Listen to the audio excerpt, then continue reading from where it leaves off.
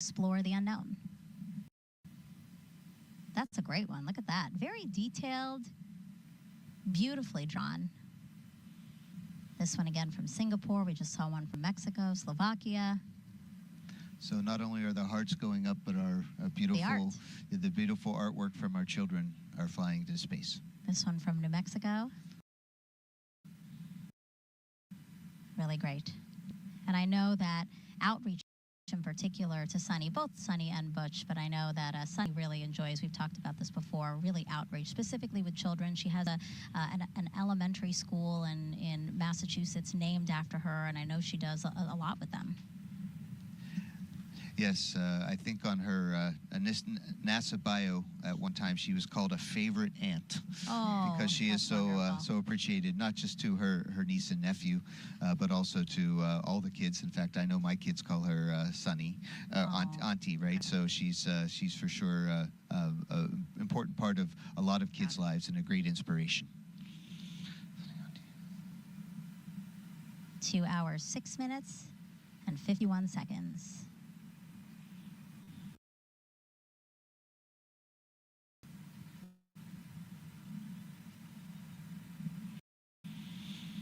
So the pad team members, again, readying to close that side hatch. Mike, that side hatch, once closed, won't open until the crew returns to Earth after their mission, yeah? Absolutely.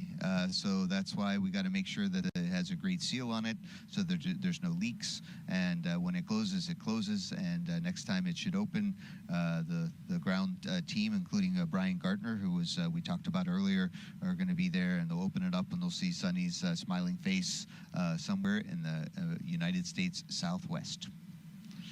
And what are they doing here, Mike? They seem to be cleaning off their shoes. I'm assuming making sure there's no FOD, things like that. Yes, the white room has to stay nice and clean. They're waiting for a go right now for a hatch closure, since it is an important step, and they're a few minutes ahead of timeline. Around the mission control rooms around the country, they're double checking that everybody's okay to close the hatch, and then proceed on with the rest of the launch. And FOD is foreign object debris, so a fancy way of saying things, again, that are not supposed to be there need to stay off of anyone that's in the white room. Obviously, Butch and Sunny, actually before Butch and Sunny both ingressed or got into Starliner, they were each checked by pad team members to make sure they didn't have any foreign object debris on them.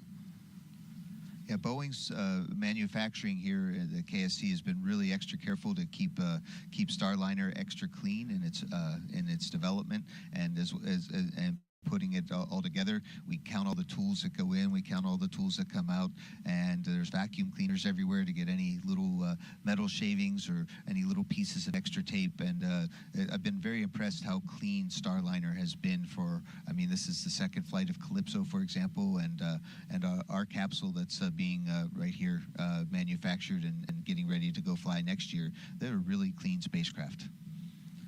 A testament to the teams, for sure. All right, 2 hours, 4 minutes, 35 seconds and counting until liftoff of NASA's Boeing crew flight test. 2 NASA astronauts flying in the Starliner spacecraft for the first time, headed to the International Space Station. On the way up, there's one particular person we've heard throughout the day, mostly communicating with the crew. So let's head over to Brandy Dean and Jim May to learn more about the Capcom role inside Mission Control in Houston. Thanks, Megan. The Capcom role has been around as long as NASA has been sending people to space. It's shorthand for capsule communicator, but it's used even when there's not a capsule to communicate with. For instance, there's a Capcom today in the International Space Station Flight Control Room working with the space station crew. For the Starliner's case, though, the name is entirely accurate as Starliner is a capsule. But, you know, crew insertion is complete, so and we are starting hatch closure prep and standing by for weather brief. Roger.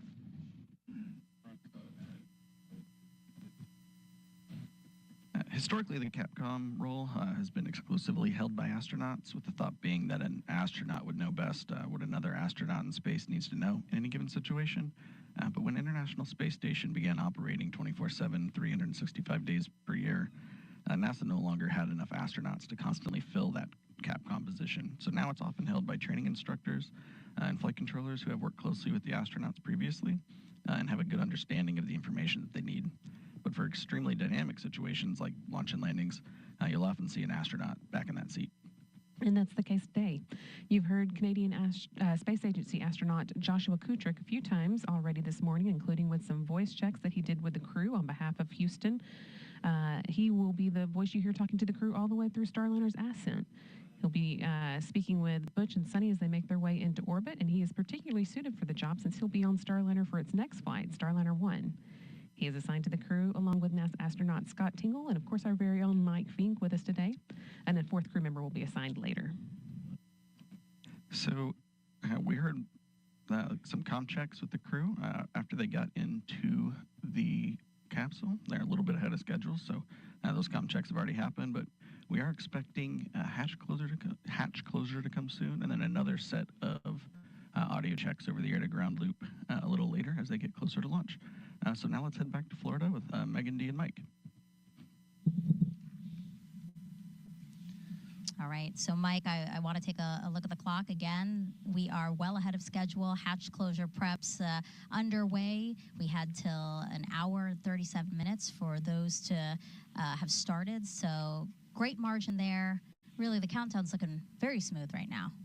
So far, so good, and I think it's because we have a lot of practice, and practice does make better. Not perfect, but better. Yeah. And actually, while we're taking a look inside the White Room and our pad team members there, why don't we talk a little bit about each one? So we see number 4 there. That's Nate Keek-Franson, and he is the pad team lead. Manages the fluids team, who performs a variety of tests from leak checks to acceptance testing of integrated vehicle subsystems. He thinks he has, quote, the coolest job in the whole company and feels honored to make this contribution to our company. We see number 6 there on the left. That's Garrett Pinder, mechanical technician. He helped build the rig that opens and closes the hatch, and he will close the hatch today. Folks describe him as the guy who can troubleshoot just about anything, and he has been on Starliner since day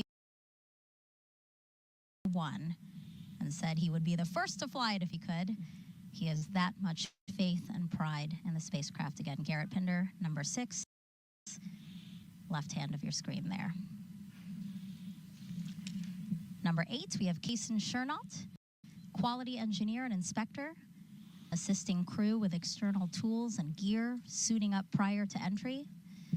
Grew up on the Space Coast watching every launch and says being on the pad team is an honor and feels like the culmination of a lifetime of admiring and working in human spaceflight. And we saw Kason and Michael DiCarlo, and Michael's number was 7. Those are the 2 that went to meet Butch and Sunny down at the base of the head. RC, conduct weather briefing on Channel 8, Weather Conference Net. Roger. Yeah, Michael is the systems engineering technician, performs final cabin leak check that we'll see later on in the countdown. This is his 110th launch to work. He said as a child of the 70s, he'll tell Butch and Sunny it's time to rock and roll before a hatch close. And Michael's also a great welder, and he helps put some of our pressure control systems or some of our tubing together. It's really tricky. So he's definitely world class at his job. And then finally, we have number 5, Armando Loli. Mike, you were talking a little bit about him. You were hearing him do the comm checks within Starliner during ingress. Now, he's the senior project engineer covering Boeing's Florida Space Coast. Has been part of the build and development of Starliner since the beginning. He also has helped Boeing build a very interesting virtual reality headset that we can use to train ahead of time with Starliner, not just for the astronauts, but for the technicians as well as managers, so everyone understands what Starliner looks like inside and where all the pieces, parts are, without actually having to get inside the spacecraft and taking it apart. Yeah, just a really accomplished crew. Take a look at their skill sets, like they're amazing to work with, I'm sure, because you've integrated and worked with a lot of these guys, right? Yeah, what's really fun is that it is fun. I mean, that everybody has a great attitude. Everybody looks out for each other and does what it takes to make it happen, and enjoy the process along the way. And it's really fun to be in the space program, because we get, as astronauts, we get to be part of so many really excellent teams, and our pad team for sure is an excellent team. And so we heard on the communication nets that teams are doing a weather brief right now. That weather brief has to be done prior to them deciding to close the hatch, right, Mike? Yes, we need to make sure as part of our checks that everything is still good to go. Typically at this point, the weather briefs are pretty short, just saying nothing changed or a small thing changed here or something really big changed. Let's talk about it more. Yeah, the weather's beautiful from here, our perspective here at the host desk. No wind to speak of, which is a little stifling, if I could be honest. It's a little hot, but again, those are not launch constraints at all. Just maybe Megan D and Mike constraints as the day goes on, but we'll be waiting on the official word from that weather brief here shortly. Again, the team in the white room, when they do get the go-ahead to close the hatch, kind of what are some of the things we'll be seeing, Mike? So obviously we said they cleared out Starliner, but here we're going to see them like removing some equipment and inspecting the seal, right? Exactly. So you can see that there's this golden frame around the hatch, and that's to protect the hatch seals, right? Because we want the hatch to be able to stay closed and airtight.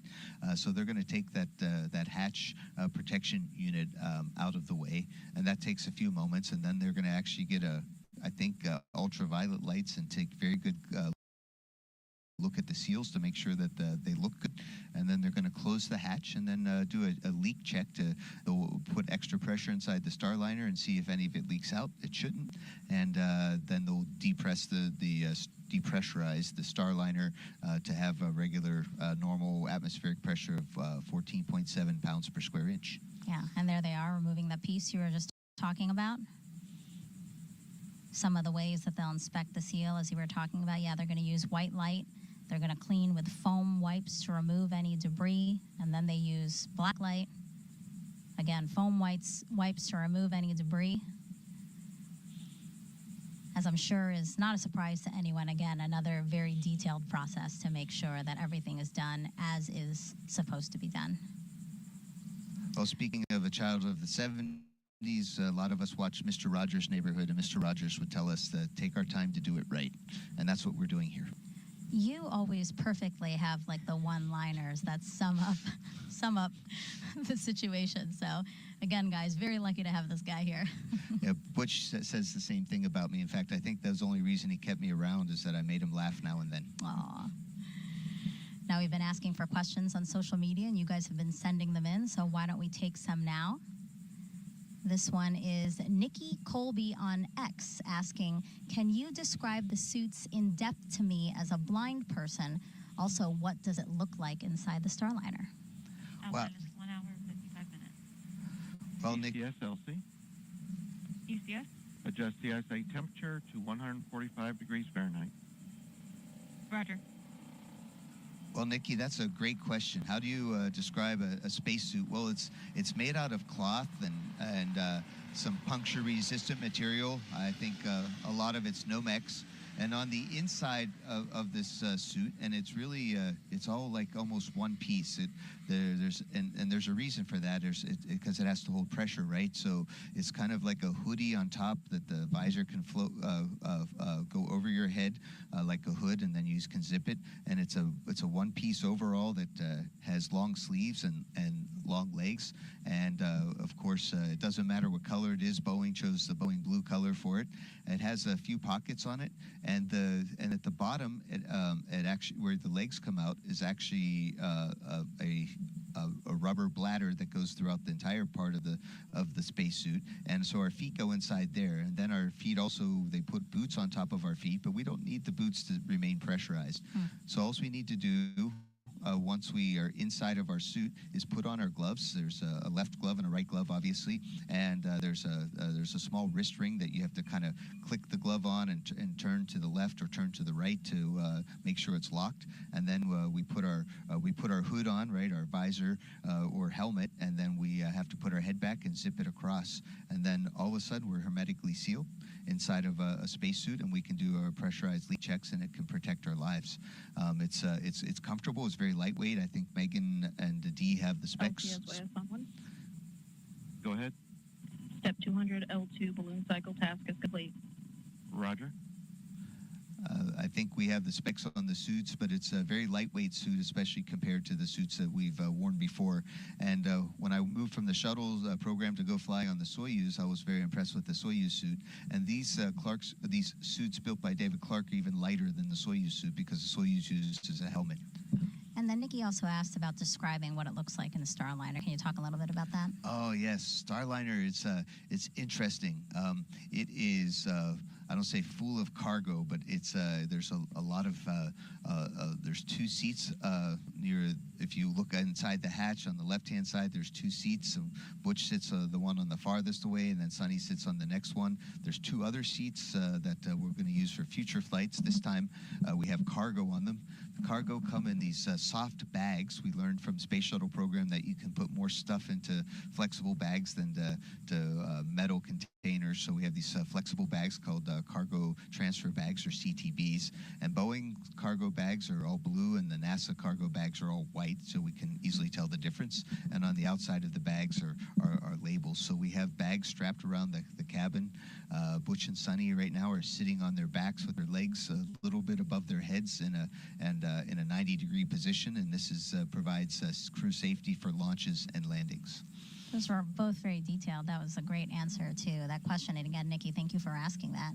We also have Lizzie Verset on Instagram asking, what is the coolest part of the launch in your eyes, Mike? Oh, so everybody asks about launch, right? Because that's how does it feel? And sometimes I think people are asking how does it feel for launch, like all the G forces. Sure. We only get up to 3 Gs in these things, and Only. Yeah, well, Only, guys. if you've flown high performance jets like Butch and Sonny and the rest of us, 6 or 7 or 9 Gs are Sure. a lot. So 3 is quite manageable, especially with these comfortable seats that are built for that. So that's not the feeling, but the feeling of having your dreams come true, going into space with the whole world cheering you on, and all the representing the hopes and dreams of all the people that worked really hard on this mission and putting the rocket together, putting together the spacecraft and the mission controllers and the management, the people that put in a lot of time to make this mission happen. It is in that you're all part of it right there. It's a very emotional event, and of course I'm an Air Force guy and I don't talk about emotions a lot, but launch is definitely an emotional event. Yeah, that's a great distinction, because you're right. I think when people think feel, or ask about feel, it's answering physically how you feel, but really emotionally is quite overwhelming as well, or can be. Emmett Reese on X asks, what will the crew be doing during their stay on the ISS?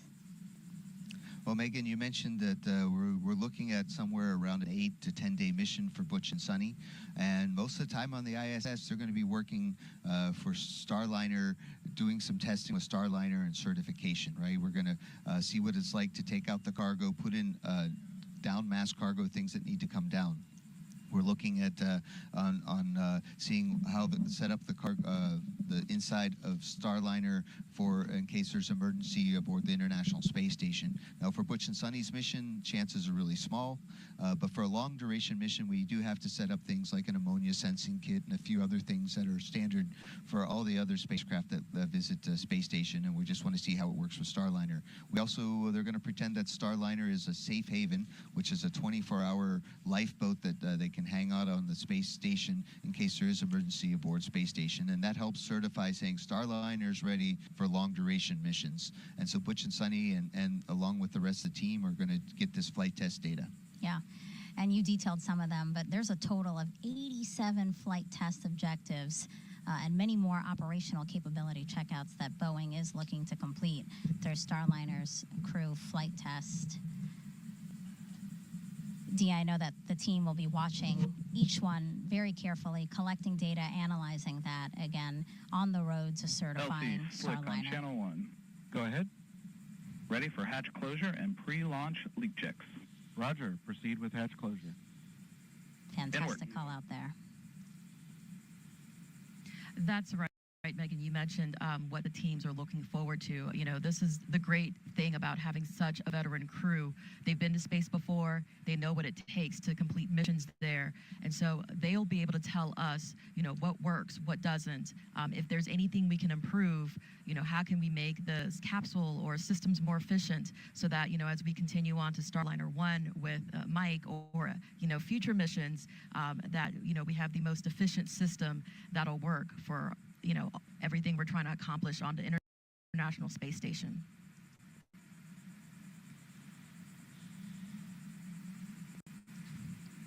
It's really exciting to be here for this crew flight test. You know, NASA retired its space shuttles in 2011. So for 9 years, astronauts could only get to the space station aboard Soyuz rockets until May 2020, when Bob Behnken, Doug Hurley, two NASA astronauts, they flew to the ISS in a SpaceX spacecraft, Crew Dragon.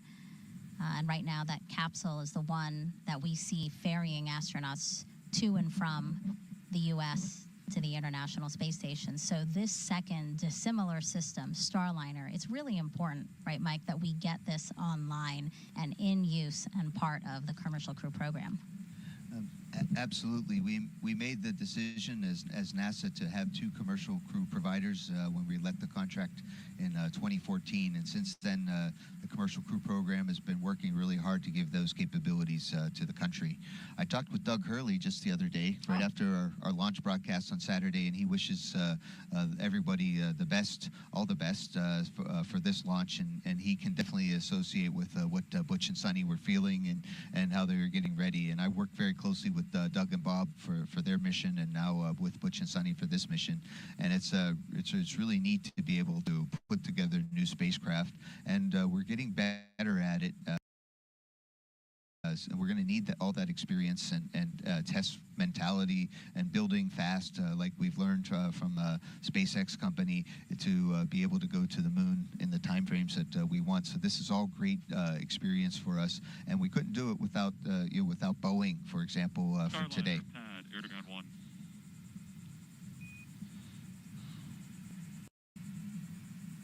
Pad Starliner, go ahead. Starliner, be advised. We've been given a go to proceed with final hatch closure. We are ready. Oh, they are ready for sure. They are ready, I know. We're ready too. Several weeks. Copy that. We're smiling out here too. See you in a couple weeks. That's great. See you in a couple of weeks. Which will be then when we open that hatch again. And so now for the latest out of that last weather briefing we heard about and NASA's oversight of launch operations, let's bring back NASA's Daryl Nail here at Kennedy. Daryl. Yeah, you heard about the weather brief. You're talking about it. The weather brief was a great one, just reiterating that we are in a great position. Outdoors, temperatures are nice, around the 80s. We have some light winds, about 10 knots flowing in. We do have some coastal showers, but they're pretty far offshore. We have a satellite, we have radar rather, that can show us that, and you can see there on the right-hand side, you see those showers kind of popping up and growing just south of the Space Coast. But Launch Weather Officer Melody Lovin just reported to the launch team that she is forecasting that they will all stay far away offshore. In addition, there's some cumulus clouds that are popping up and around, but she says those shouldn't be a factor as well. They are going to keep an eye on them. So we are still, according to our weather officer, 90% go for liftoff at T0 at 10:52 and 15 seconds a.m. Eastern Time. There you see the light winds and the expected temperature, and that only concern the cumulus cloud rule, because you can't fly a rocket through a cumulus cloud. Otherwise, it could potentially create its own lightning strike. So that's why they have that rule in place. There's a beautiful shot right there. You can see some of the puffy clouds in the shot, but you know, that looks a little more compressed because that's a distant view, which makes those clouds look like they're more clustered. This is kind of gives you a better shot here. Looks like we're launching into a clear blue sky, and we sure hope that that holds for the rest of the way, and certainly the forecast indicates as such. Want to take a moment now to bring in and introduce one of the members of NASA's Commercial Crew Program who is working the launch today. We're joined by Brittany White, who is with CCP. She is a launch site integrator, and you sit right over there. Yes, right I do. back there. Been doing your job. I've been watching you as you've been listening to some of the milestones even pass by here, and you're giving big thumbs up. So I know your team has been working really hard over these past few months, especially during the launch attempts. Your insight is into the ground side. Correct. Ground side was an issue, of course, during the second launch attempt. Yes. But equipment was replaced. Dylan Rice, our ULA commentator, talked about that. How are we doing right now? Beautifully. We are looking great for an attempt today, and a hopefully successful attempt at that one. It is a beautiful day out there, and the teams are working some minor issues, which are normal that we see, but nothing standing in our way right now. So many systems, so many things going on with a rocket that Of there's course. little things that always pop up that the team has to work. But as you mentioned, nothing big. This is the third launch attempt, and so I'm wondering, as somebody who's working this with each and every attempt and the long hours that are involved, how do you stay hungry? How do you stay after it with each successive attempt? Well, the mission is an incredible one. I mean, this alone, working with crew in general, being able to be even a small part of the team that brings crew to the ISS, that is amazing. And this mission in itself is incredible. The very first crewed flight of Boeing Starliner, the first crewed flight of ULA's Atlas V, and the first crewed flight from Cape Canaveral Space Force Station in about 60 years. 61 years. So, I mean, just so many firsts, so many incredible moments, incredible milestones, and the team looks out for each other, and we're reminded of how important this mission is every day. Great words there, and certainly we're glad that the team is looking after each other, because you guys have put in some really long days and long hours throughout this entire campaign. You've been in your current position for 7 months, so Yes. you're pretty new to the job. What's been one of the neatest things that you've experienced since coming on CCP? Well, so one of the pinch me moments, I'll say, was in February of this year. I was able to be on the tower that we're seeing here live today. Up on the top of the tower. Up on the top of the tower, and I was able to witness ULA testing that crew arm and white room that we're seeing right here swinging. They perform functional tests, functional swings, to make sure that on launch day everything is going to go according to plan and work out any kinks that they might see. So I was fortunate enough to be standing, almost as close as we are right now to when they were swinging that arm, and not only seeing a piece of hardware that size swinging so seamlessly, that in itself was amazing, of course, but also realizing that, hey, we're swinging this arm to make sure that it is going to operate properly today for Butch and Sunny to walk down the platform, to go into the white room, and to ingress Starliner. So that was very much a pinch me moment. And there's a look at that crew access arm, which will be stowed at L-11 minutes. We'll be doing that same LC movement. slick on channel 1. Go ahead. Hatch closure complete. Roger. There's another great milestone, as you can see there, the hatch being closed. But that crew access arm, you've spoken like a true engineer, right? You've seen something like that. P2, LC. Go ahead. Start Centaur engine chill down. Roger. Arm But it control, is- LC. Arm control. Power on correctus arm hydraulic heater as required. Roger. All right, Centaur engine chill, so another great step towards launch. Real quickly, you mentioned some advice that you'd like to give little girls or young women who are pursuing this career in engineering. It's a tough field, no question about it. But you had some advice that you want to give folks. I was given advice from a very young age: never say no to an opportunity. And sometimes you're presented with an opportunity that, you know, at first glance, it might not seem like it's going to be a lot, but in the long run, it really does make a difference, and you might be surprised. So my advice that I always give when I'm doing outreach or anything like that, when I'm just talking to somebody, is never say no when an opportunity is presented to you. You got an opportunity in college to put I together did. a project that ended up going out to Houston and was tested in the neutral buoyancy lab where they do practice for the EVAs and spacewalks. I mean, that's pretty cool. Yep. I was asked to, hey, help write this proposal, and you know, we're trying to put together an idea for astronauts to be able to collect samples Houston, Erdogan 1. on We're ready for pre-launch cabin on leak an check. astrology. You can prepare for cabin And we were pressurization able per your checklist and configure to the continue HIU and get that proposal submitted. So that was incredible, first of all. But you know, when you're asked to participate in something like that in college, a lot of times it doesn't result in anything. I never would have thought we were. Amazing. Yeah. Cool stuff. Brittany White, launch site integrator with commercial crew program. Really appreciate your time here, and we're really moving well through the milestones. In fact, way ahead of time, which is, I guess, a function of when you've done something for the third time. You get really quick at it. Yeah. Right? Yes. All right. Thank you so much for joining us, Brittany. And we'll send it back to Megan, Mike, and Dee. Thank you, Brittany. Thank you, Daryl. And yeah, way ahead of schedule, actually, just under 30 minutes ahead of schedule. Hatch closure again, you know, in our very detailed countdown, was slated for an hour and 10 minutes before launch. But again, we can do things as quickly as is available. And that's why we're ahead of time. Roger. A call out there regarding Atlas. Atlas is second stage Centaur. Cap is removed. Starliner, we got the vent valve cap removed. And so Starliner, ground team is going to perform cabin pressurization. The caution will enunciate for cabin P high and cabin PPO2 high.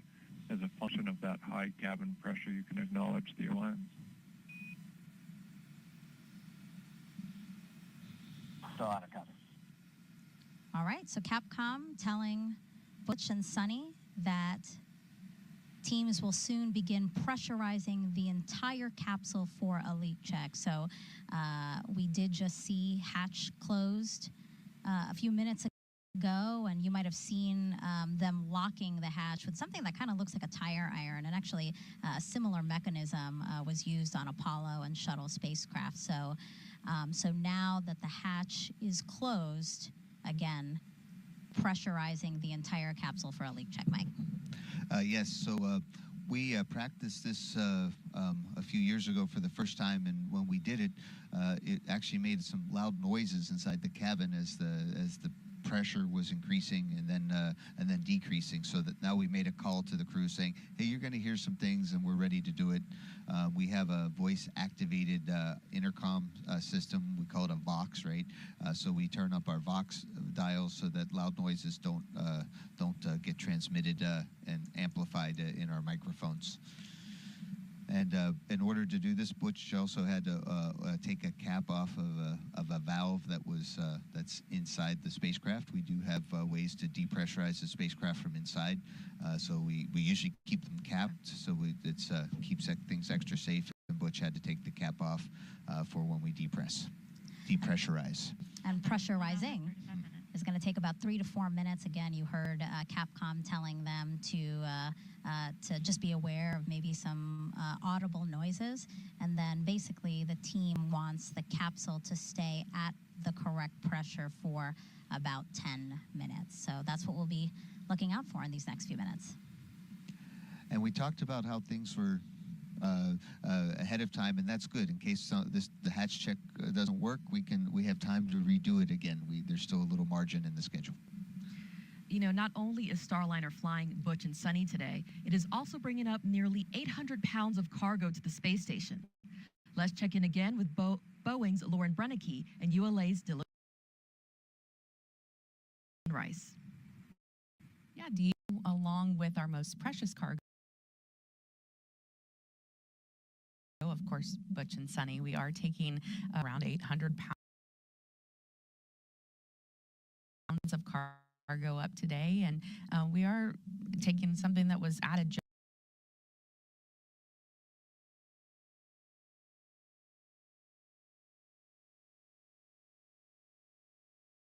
few days ago, actually, but more than half of what's going up is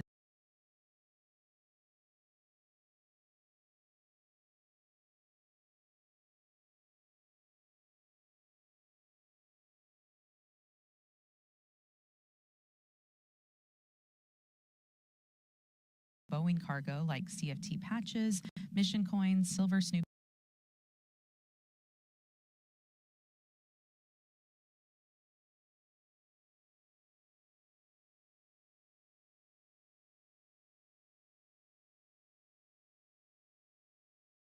pens, American flags, and a hard drive, which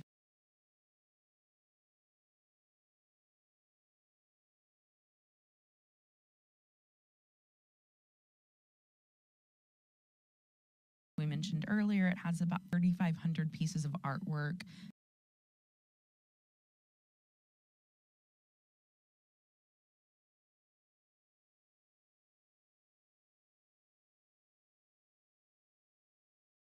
From children across the world. We're also taking tools, emergency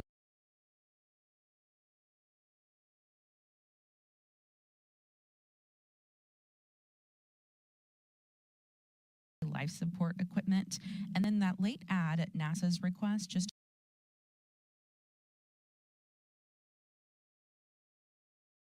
a few days ago, our teams packed a new pump for the space station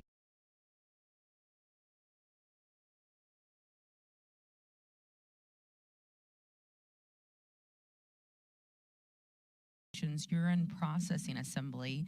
That is a part of the water recovery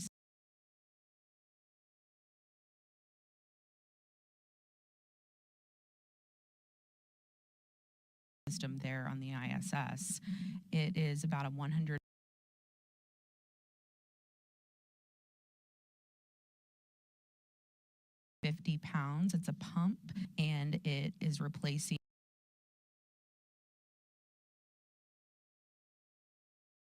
two non-essential cargo bags inside Starliner.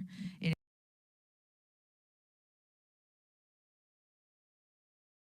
is all methodically packed weeks in advance, besides that one late cargo. And about 25 bags are for Boeing.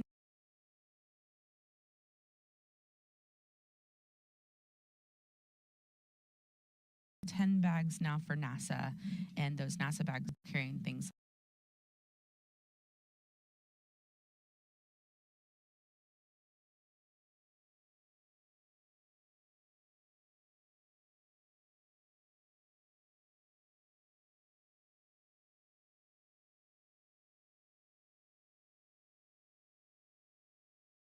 like food, clothes, exercise gear, medical supplies.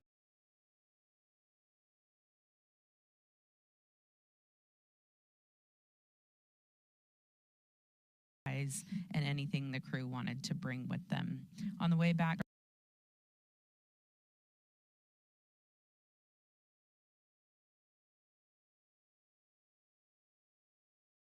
Starliner will bring about 750 pounds of cargo, so just a little bit.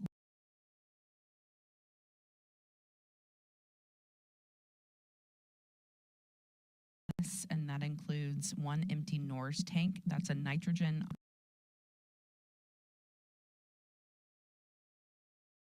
oxygen recharge system, and that will be refilled for future missions. So Dylan, we are focused on the crew, on the PAT team,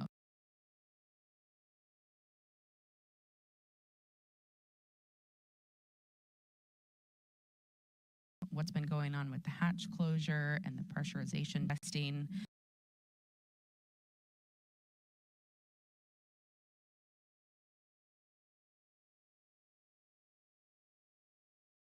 But there's been a lot going on in the background as well on the rocket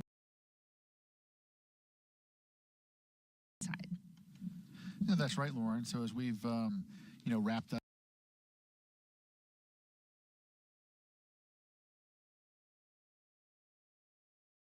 the crew ingress process, we're starting to hear a little bit more traffic now back from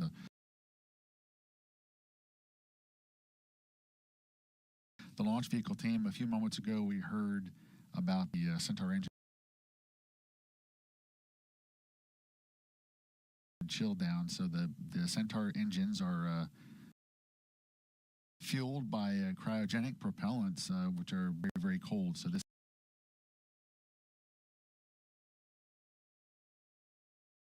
this process takes about an hour, and it brings those engine temperatures down so that we don't cold shock them when they're introduced to those cold propellants. So that process has been started. The vehicle itself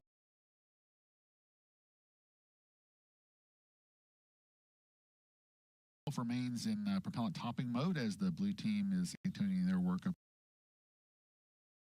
on the tower. We heard about the beginning to warm up the hydraulic system for the crew access arm. The big differences in today's countdown as compared to our countdown for our traditional uncrewed missions, our payloads that don't talk back, as I say, is the length of the built-in hold. So we spent, the duration of this broadcast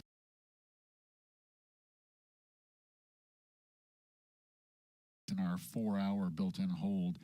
Typically, our built-in holds are 15 or 30 minutes, depending on the length of the launch window. But for today, it's been lengthened to 4 hours now, loading of the crew and closing out Starliner for flight. With today's instantaneous launch window, the International Space Station, launch vehicle and Starliner operations have to be precisely choreographed to occur on time. So far, things are looking great. The team's working no issues.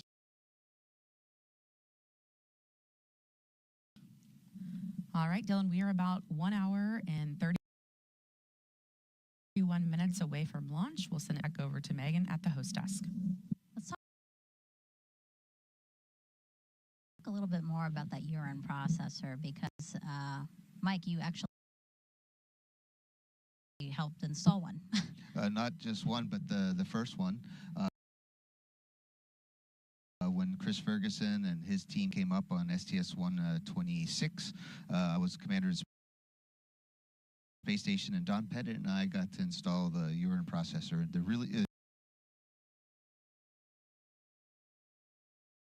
It's a really neat kind of, I know it has a fun name, a UPA, right? UPA, right? So, but the urine processor is in essence a pump, and it takes our waste products, our number one, our P, and helps take all the water out of it. Our water processing assembly aboard the International Space Station, we've gotten to be really good at it. We can get over 97% of our water recycled, and each time we send a liter of water aboard space station, it's like $5,000. So being able to recycle water is not just good for space station, but for when we go to Moon and Mars. So this urine processor, when it's not working in a space station, program manager said so at the most recent press conference, we've got to get it up there. Other than that, we have these large bags full of urine that need to be processed, and it'll start stacking up on us because we don't want to throw it away. We need to definitely process it. So having Starliner, an hour and a half to go.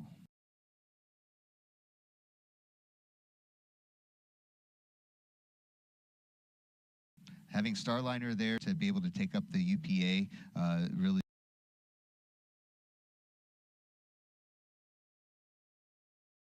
helps the space station program a lot, and this is that dual redundancy of having rockets go up to the space station on a regular basis. And the recycling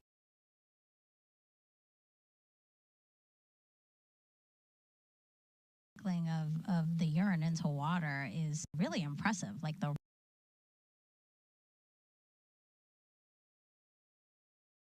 rate is 90-something% that they can. Over 97%. Yes, it's impressive. That's a great technology for Earth, Moon, and Mars. Now, both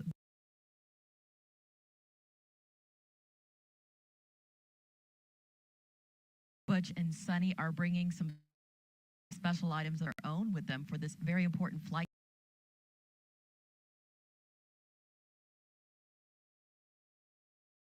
test. For example, Butch is flying 2 gold rings he had made for his brother and father that resemble the U.S. Navy astronaut pilot wing pin.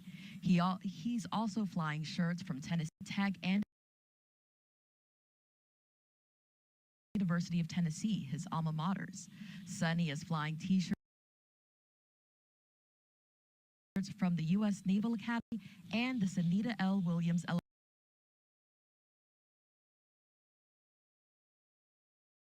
Elementary School in Massachusetts, plus a diver pin and dog tags that her mom had made for her 2 Labrador retrievers, a Gunner and Rotor. Sunny also loves to wear fun socks and packed many multicolor socks she plans to wear in space. Other items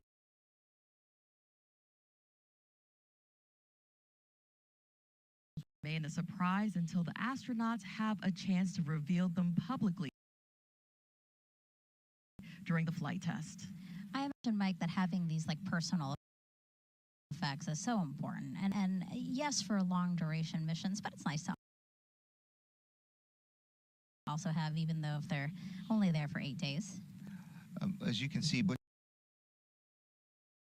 and Sunny brought up things to help inspire others. Starliner. And the pad is proceeding with cabin pressurization now.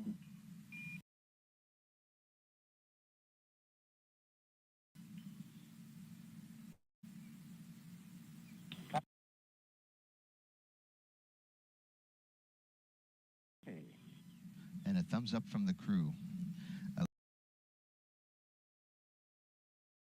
Let the pressure increase. But it's really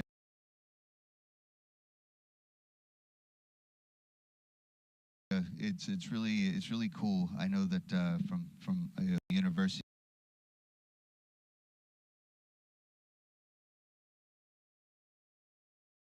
that I went to, every time I wore their shirt, just kind of represent like any other alum should. It really inspired the undergrads and the grad students to say, hey, if that schmuck could be an astronaut, so could I. There's hope. There's hope for us all, and it's so those are the kind of things that make a difference to us.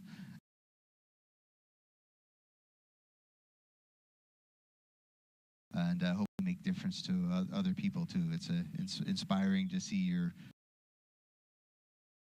school represented in space. Yeah, so personal effects and also those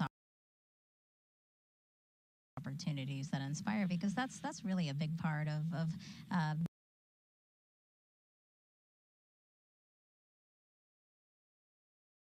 being an astronaut. You know, you've said that before, that a big part of your job is also to inspire that next generation. Right, we stand on the shoulders of giants, of those who inspired us. I mean, I remember I couldn't believe it when I met John Young for the first time. time. He walked on the moon, and he flew the first space shuttle, and he interviewed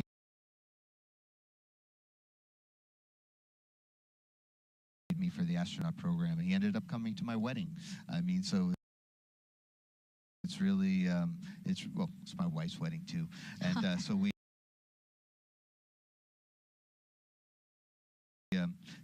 But it's we really look up to other people, and I know there's a lot of folks today that are looking up to Butch and Sonny as pioneers of a new spacecraft. That's right, Mike.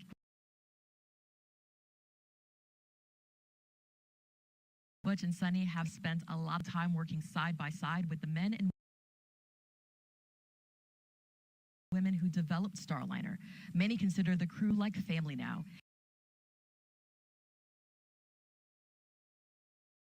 Here's their perspective on Boeing's journey to crewed flight and how their relationship with Butch and Sonny influences every decision. I think of perseverance when I think of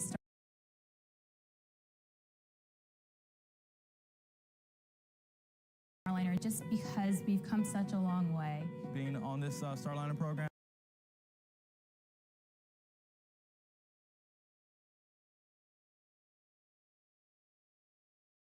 there's been some ups and downs, but I would say we worked through and pushed through them. And our flight coming up for CFT is going to show it.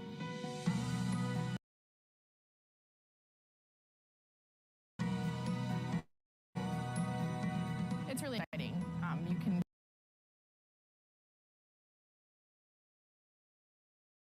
feel the buzz around the office. Everybody's talking about it, that it's so soon. It means a lot to be this close to reaching our ultimate goal of launching our NASA crew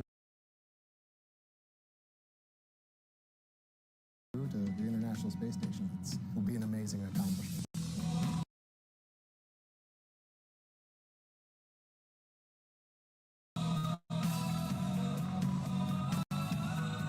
All the testing leading up to this mission has been very successful. The goal is to work out all of the kinks and make sure, again, we can fly and operate safely. We want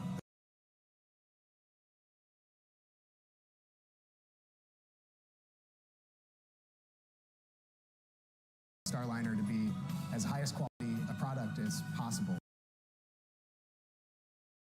And that goes from software development to manufacturing system in the factory.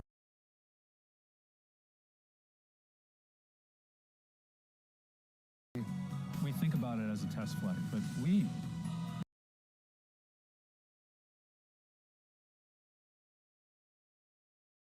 really work towards perfection.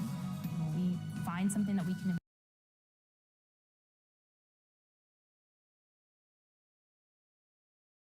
improve, we go ahead and we go do that work.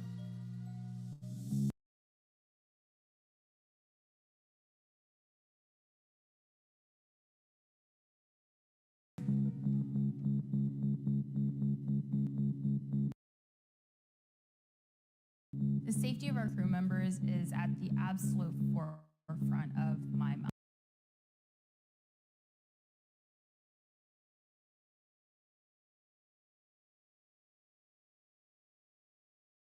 We're not strapping an astronaut, we're strapping our friends in. You know, the crew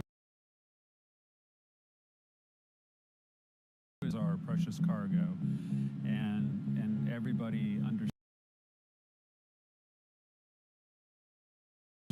that. It's great that they have a relationship. I think it really makes the work that we do become more personal. Have such legends from the human spaceflight world kind of be our North Star as we're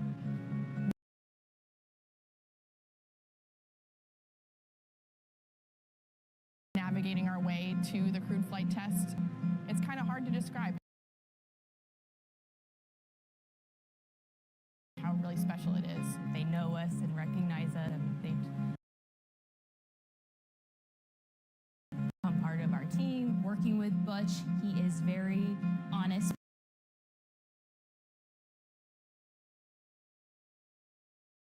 His experience and his feedback, which I think is really important. I find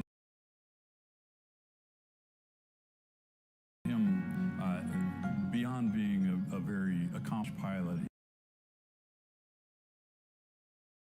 He's a man of faith and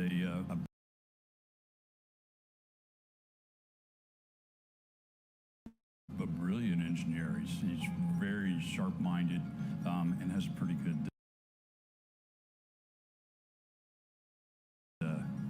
sense of humor as well. Working with Sunny Williams has been an honor, not just because she's an astronaut with human spaceflight experience, right? But because she's another fellow woman in STEM.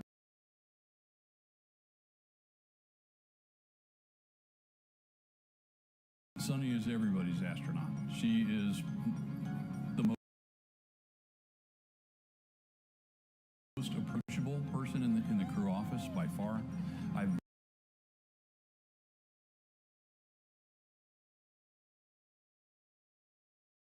never seen her pass up an opportunity to speak with a young person, which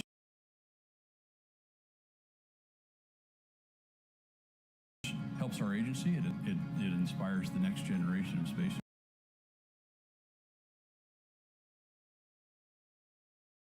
explorers. Having them so well integrated into various aspects of reviews and, milestones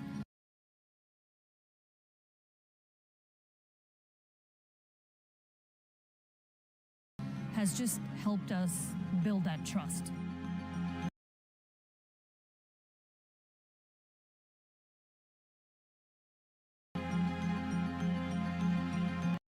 There are challenges in what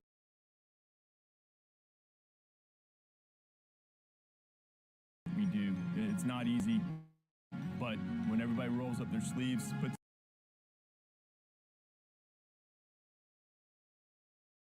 their head down, that's the rewarding part to be part of it.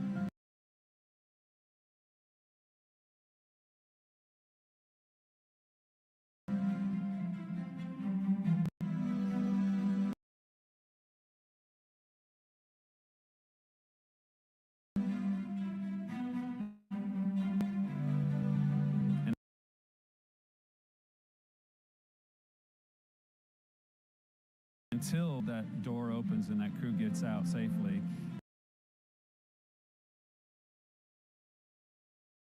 that's when we'll celebrate. That's the true end of the mission, right? I talked to a lot of people before, and that's what I look forward to. I'm certainly getting successful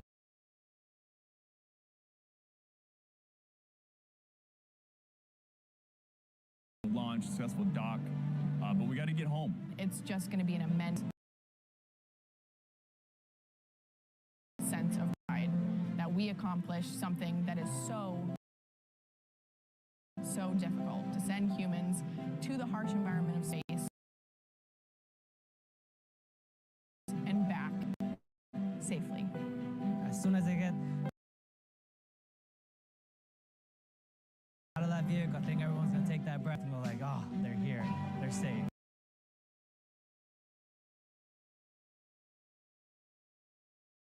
To everyone that I've met on this program, it's not just a job. It's a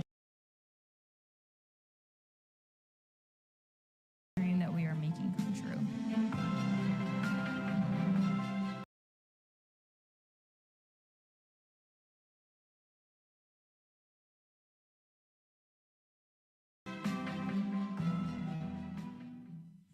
But you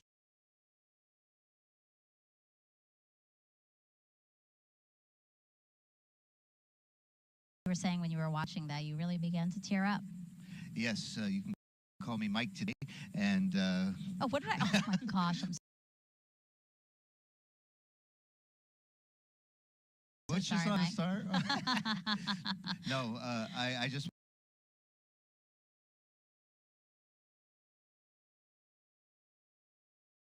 want to say that montage was really meaningful, and it really shows how integrated the crew and is with our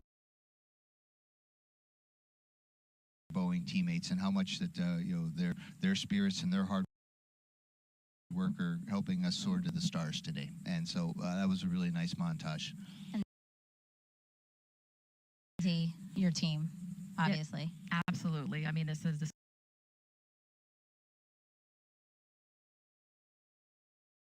great. We've been waiting for this moment, and here we are. So, let's check back in with NASA's Brandy Dean and Boeing's Jim May, who are monitoring things at Mission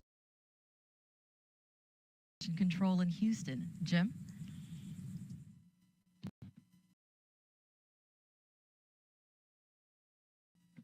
Thanks, Steve. Flight Director Mike Lammers and his team here in Houston are still working steadily through their launch actions, and everything's been going pretty smoothly. Been clear across the board most of the day as we count down for today's 10:52 a.m. Eastern, 14:52 UTC liftoff. Once they have lifted off, they'll have a 25-hour ride to get to the International Space Station. And with this being the crewed flight test, they'll have a number of test or flight test objectives to work through, putting the Starliner systems through its paces to prove them out before operational flights begin. The first of those will come after Butch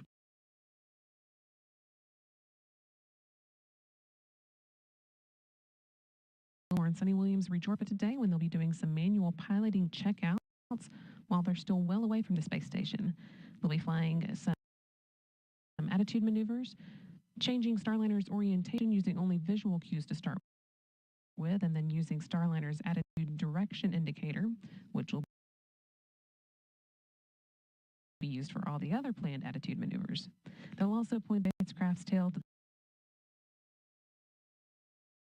sun to demonstrate that it can use solar arrays to recharge its batteries.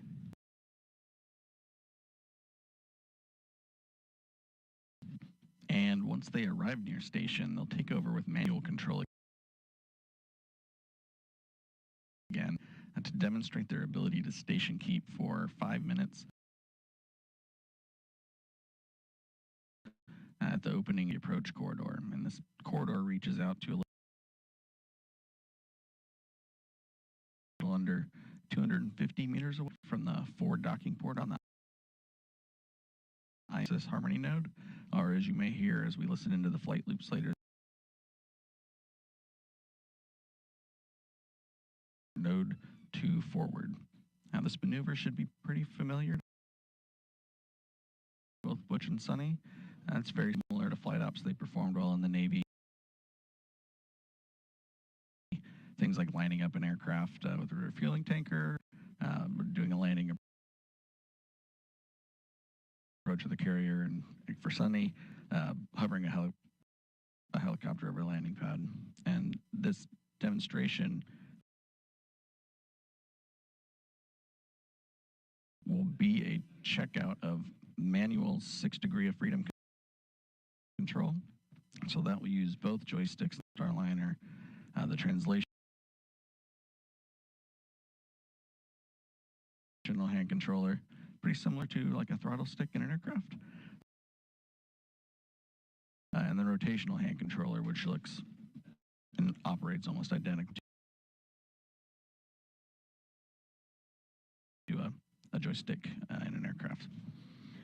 But we've got to get into orbit before we can do any of that. We've got another 1 hour. In 20 minutes. Side hatches being configured, audible noise may be heard.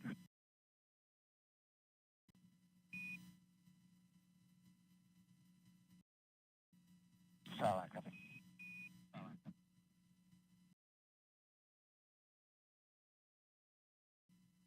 As I was saying, another now 1 hour and 19 minutes. until today's 10:52 a.m. Eastern launch. Flight Director Mike Lammers has been keeping a close eye on the activities in Florida as the crew got into their seats and went through their suit checks. Also, as they closed the hatch and started pressurizing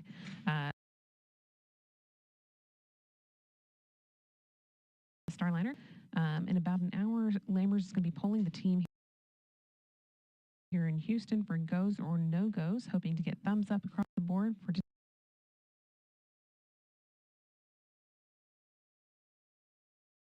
today's launch. He'll be speaking for his team when he gives his final go no go to the launch conductor about 7 minutes before launch. The International Space Station also has to be go to welcome Starliner tomorrow. So let's go back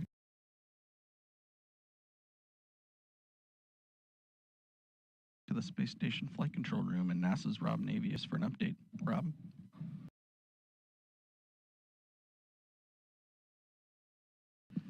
Thanks, Jim. And the International Space Station Flight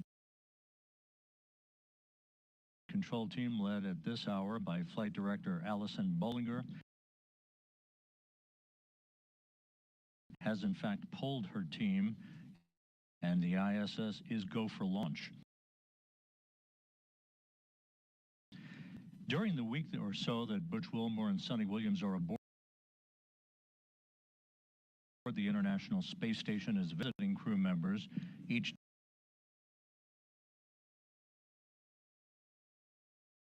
dock day will see a different variety of activity for the Starliner duo. On Friday, the Starliner astronauts will continue unloading cargo they brought to the station and will transfer some of the used emergency equipment from station to Starliner for the trip back to Earth. They will stow their launch and entry suits aboard the vehicle and conduct a debrief with NASA and Boeing officials about the rendezvous and docking phase of the mission.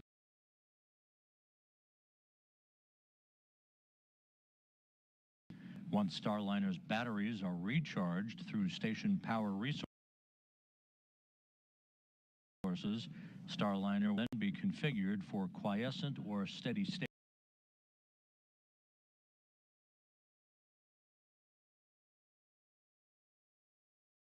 operations. So it's a busy timeline that lies ahead for both Wilmore and Williams and their Expedition 71 crewmates once Starliner docks to the complex tomorrow. And if you're just joining us at the time of launch at 10:52 and 15 seconds a.m. Eastern Time this morning, the International Space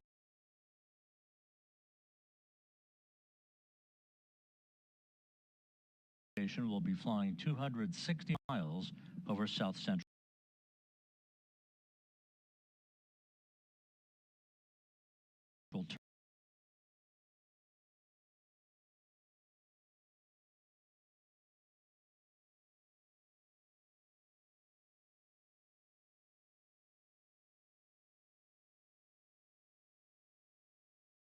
room. Now back to the Cape.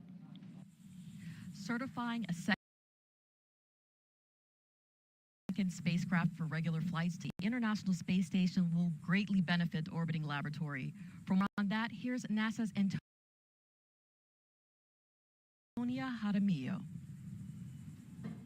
Thanks, Dee. We are here on the roof of the Atlas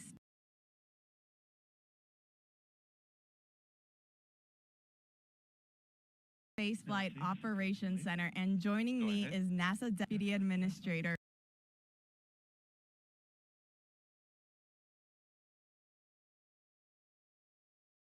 Pam Melroy. Deputy Administrator,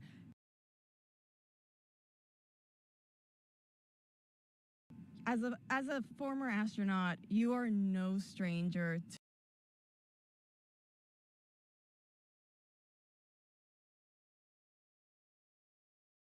to launch scrubs. Can you talk us a little bit about the process that our astronauts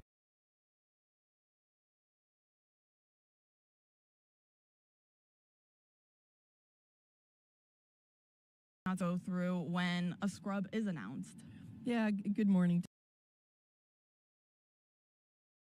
Tony. It's great to be here.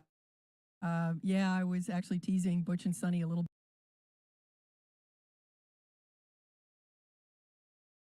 this morning about it. Really, for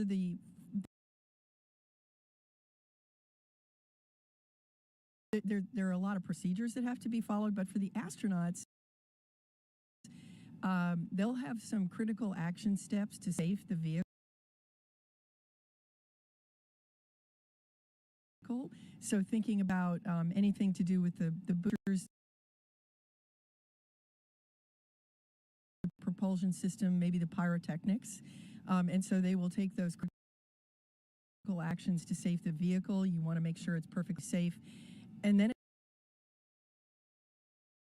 it's a process of getting out of the vehicle and going back to crew quarters.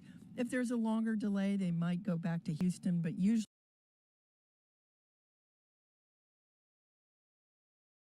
they'll stay in quarantine, and then it's back to hitting the simulators again. And let's talk, you also have obviously firsthand experience on the effects of space flight on the human body. Can you discuss with us the human research experiments that Butch and Sunny will take part in during their mission? Yeah, this human research program is critically important. There are so few people overall that have been to space that every single one counts. So when Butch and Sunny go up to the space station, they'll join our astronauts up there right now, Tracy, Mike, Matt, and Jeanette, and they will join in some of the same medical experiments so that we can have a larger pool of data. But in addition to that, we'll be watching very closely a couple of things. This is a new trajectory for a vehicle. It's going to be the first question I'm going to want to ask. How did it feel? What was the ride like? And then, of course, they've got plenty of experience getting out of the vehicle before launch, but it'll be a different thing after flying in space, and we're going to want to look at that closely. Absolutely, we are. And, talking about some of the science that's currently on the International Space Station, what are some of the new interesting experiments that you are most looking forward to learning about? Boy, there is so much exciting that happens on the station, from studying basic research, but also doing Earth observations. Something that is really exciting to me is a new ESA experiment called immune assay. We know that the immune system of people in space is suppressed, but we don't really understand what's happening at the cellular level. And up to this point, we've only been able to study in the lab. And so some new equipment that's going up is going to allow us to really understand at the cellular level what's happening in technology on orbit. That is truly fascinating. Deputy Administrator, thank you so much for joining us here today. Megan D. Mike, back over to you. Now, today's launch will be the 100th launch of ULA's Atlas V rocket. It will also mark sort of passing the torch within the company. Let's look at what this means to employees. We approach every mission we launch with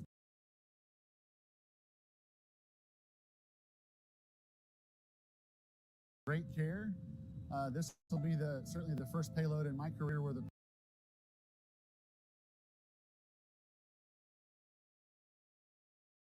payload can talk back. We're not used to having payloads with heartbeats, having to interact and talk with them is pretty exciting. It's human beings. I mean, how could you not be excited about human space flight? Looking forward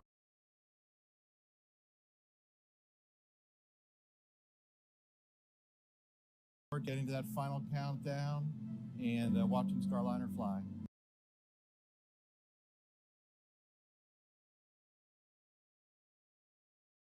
I'm pretty excited to be putting Atlas back in the business of human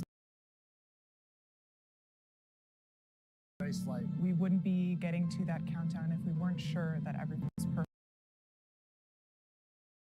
and ready for launch.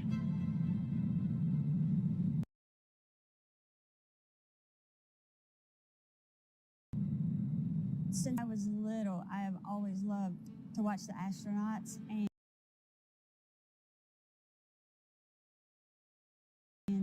I just really think this is great that we're actually going to be putting them up there.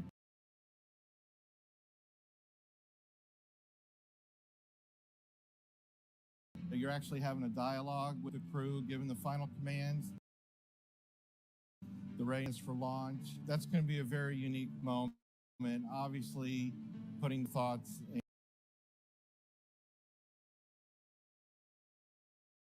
and consideration into the flight crew and those folks and the mission they're getting ready to start. I've worked with my team very carefully to make sure that we've thought of everything that could possibly go wrong with that and accounted for it. And making sure that the tower is correct and ready to support the mission.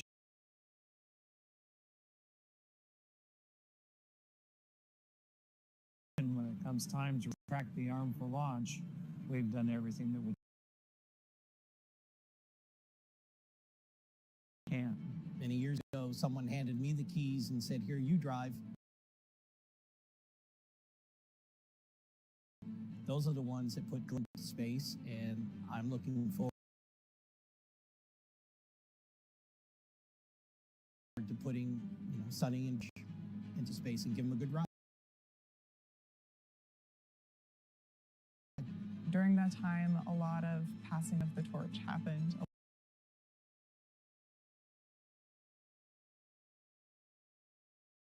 A lot of learning, such as what it means to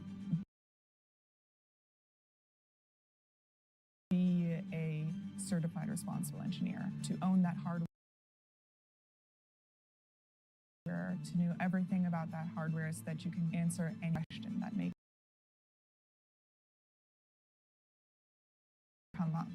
As we are passing this torch forward, I want to teach them all the valuable things that I've witnessed because I've been involved in many aspects of the launch here at ULA. So think about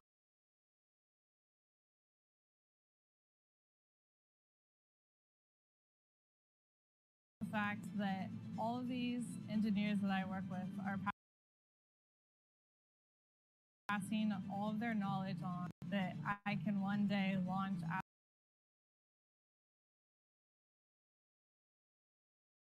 astronauts too is really special. Human space flight required passing on knowledge.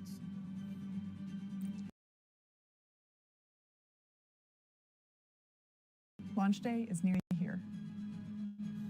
I'm looking forward to starting historic countdown.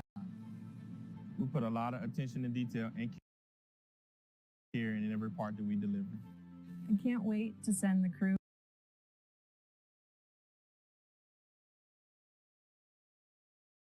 on their journey. It's exciting to pass the torch to the next generation.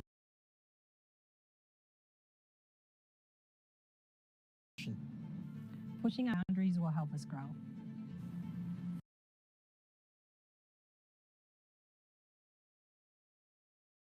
Scaling up for mission success. I've been working on the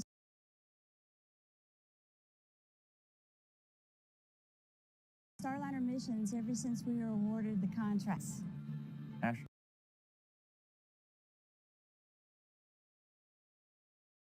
Astronaut lives mean more than a deadline. I can't wait to launch my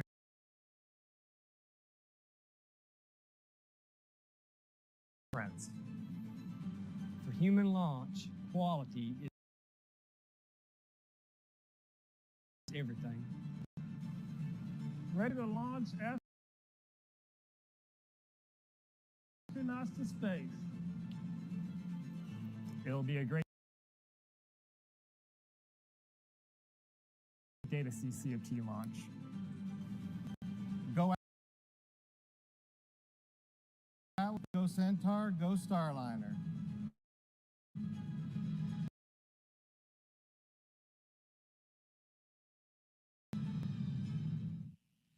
That was awesome to see the actual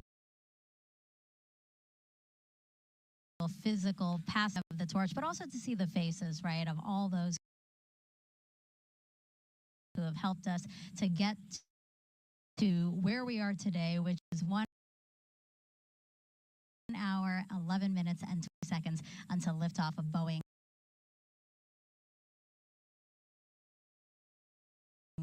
NASA's Boeing crew flight test. So we've been asking you guys to send us some social questions using the hashtag #AskNASA. So why don't we take some of those now again? We have Jel San on Instagram asking, I want to be an astronaut, but I'm currently a mechanical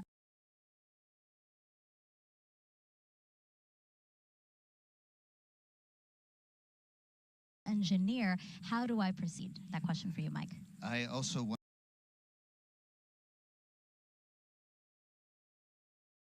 wanted to be an astronaut for a long time. And when I was applying to be an astronaut,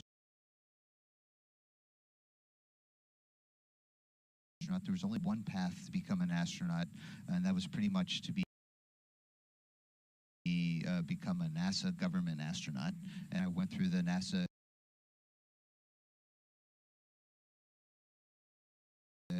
program of making sure I had advanced technical degrees and some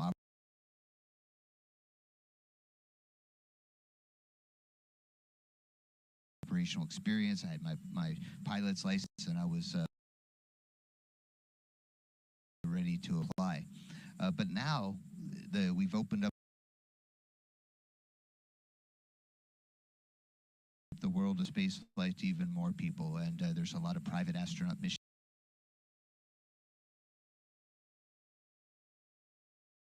happening with other companies. So what it means to be an astronaut is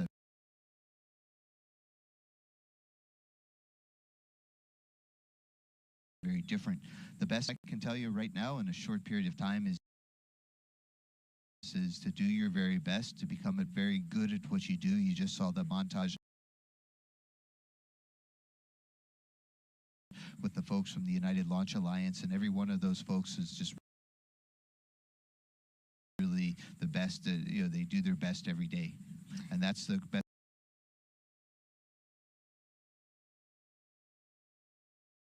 way to become an astronaut. And I think we can squeeze in another one. This is Susie McGowan on Facebook asking if for whatever reason either Butch or Sonny couldn't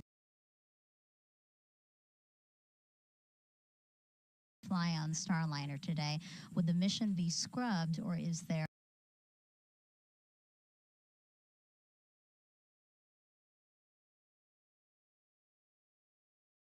a backup team member just in case. Hi, Susie. I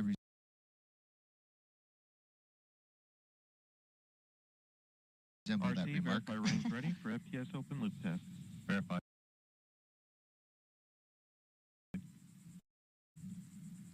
So they're FTS LC. This is FTS. Start final open loop FTS test. Roger. they're doing a kind of a safe version of the flight termination system test to make sure they're ready for launch. So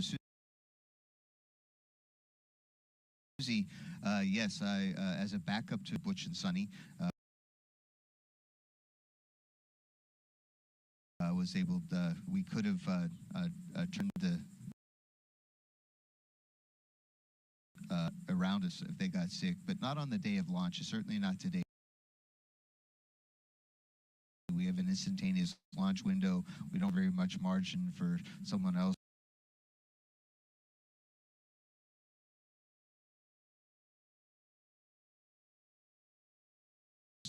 to get into their spacesuit and go. But if unfortunately somebody were to not do well and we need to switch out crew members, we have preserved that capability so that the mission can go on. It's not about an individual, but it's about the mission that's important to NASA. All right, remember, it's super easy to submit questions for this broadcast. Just go to NASA's YouTube, Facebook, X, or Twitch pages and add your question with hashtag #AskNASA. We want to introduce you to the man with the final go or no-go here today.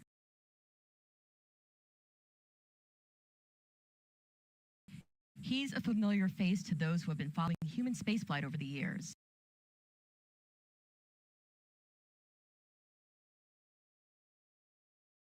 That's Leroy Kane, live inside of the ASOC. He's Boeing's Commercial Crew Deputy Program Manager, and he serves as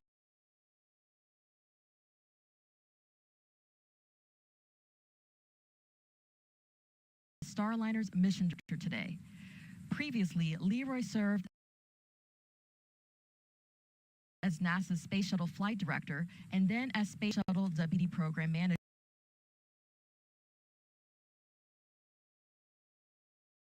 He's been involved with more than 100 shuttle missions.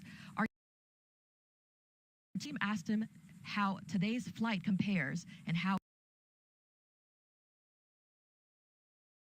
his experience supporting so many astronauts from the ground influences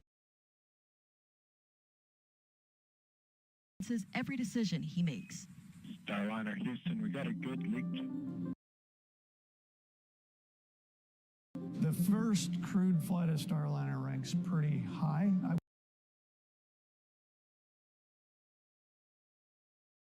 would say in terms of not only importance, but I think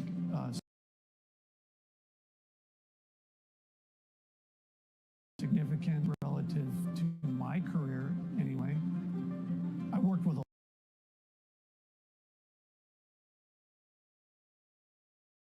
lot of astronauts, a lot of flight crews, and of course also with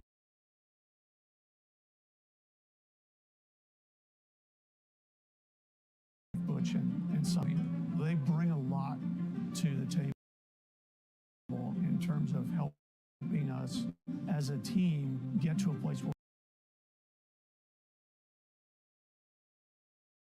we're ready to go fly.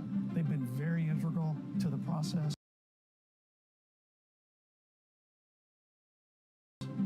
for years, and all of that culminates with this flight test.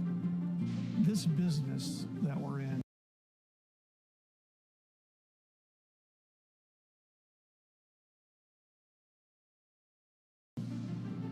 human space flight, it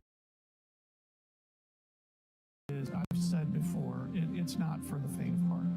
It is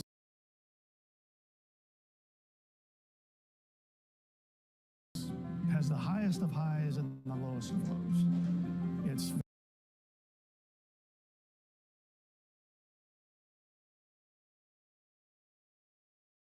very unforgiving. Spaces are very unforgiving. The margins are small.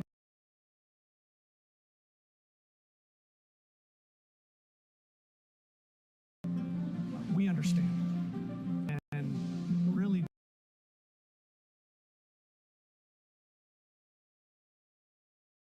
to be in it, your heart has to be, you have to be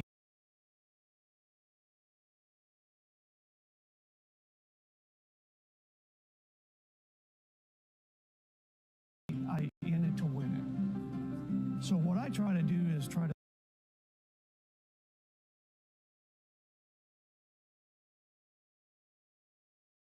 think about what are we missing? What are we not thinking about?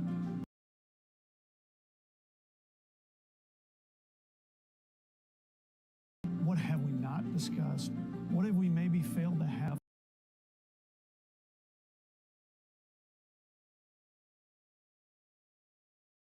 Imagination or curiosity to pursue. And I try to look at things through a lens of what's missing. I expect it to be a very successful flight test. I think we'll learn some things because we always do. We'll learn every time we fly. And that's part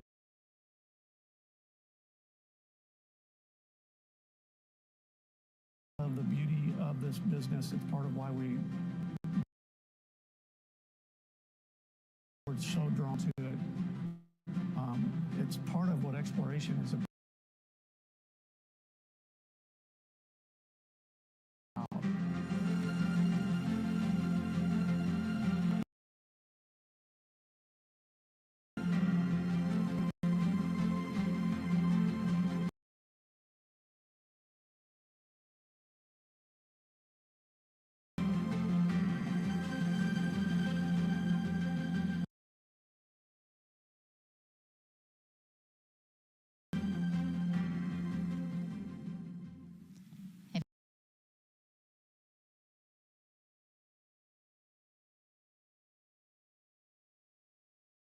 You're just joining us. Welcome to the official broadcast of NASA's Boeing crew flight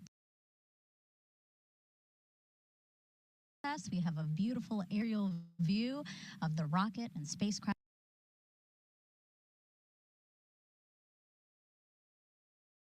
on Launch Pad 41 at Cape Canaveral Space Force Station. I'm NASA's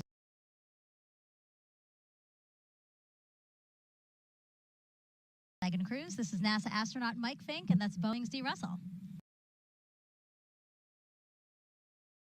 Good morning. Now we are here to watch NASA astronauts Butch Wilmore and Sunny Williams make history as the first people to fly aboard Boeing's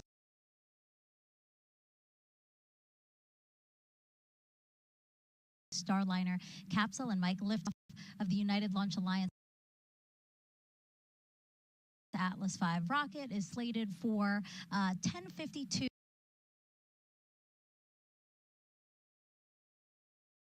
and 15 seconds a.m. Eastern Time. Where are we in the countdown? Looking really great in this countdown. Yes, so far so good.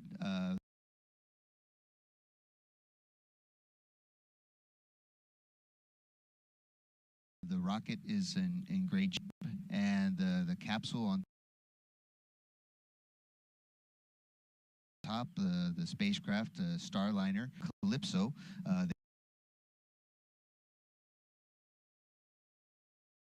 they closed the hatch about 10 or 15 minutes ago and are just finishing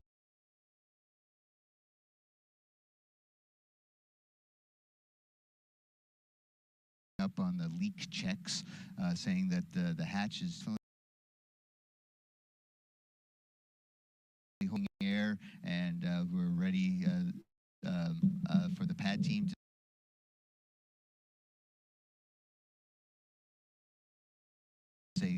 to say goodbye and head off the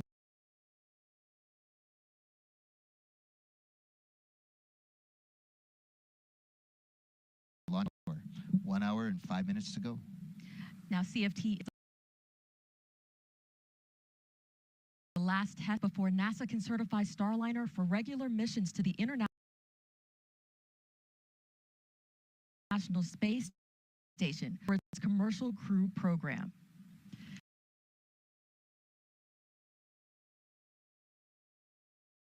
It's also only the 6th time that NASA astronauts will launch on a new spacecraft designed for crew. The last time an Atlas-class rocket launched humans to space was 61 years ago with the final flight of NASA's Mercury program. Over the last 3 hours, both Butch and Sunny, who you see there on your screen, have been getting ready for liftoff. The astronauts were helped into their suits inside the historic crew quarters pseudo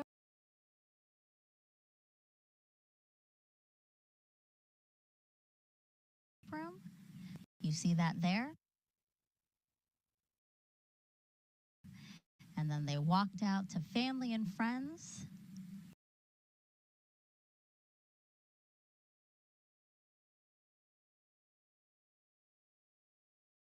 A wave there from Butch and Sunny before the 20-minute ride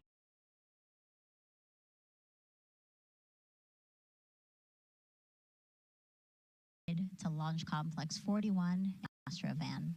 After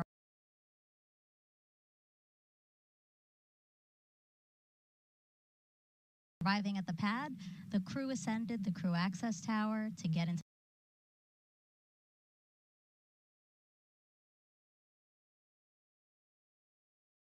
the Starliner spacecraft. They ingressed or got into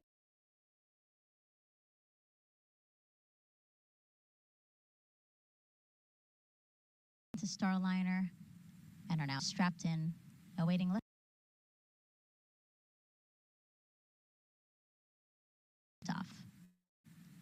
Mike, why is it so important for NASA's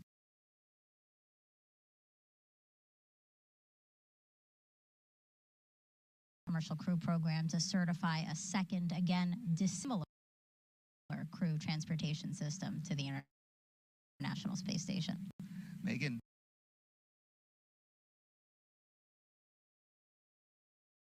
It's really important because right now we only have 2 ways to get into humans into space. One was with the Soyuz and our Russian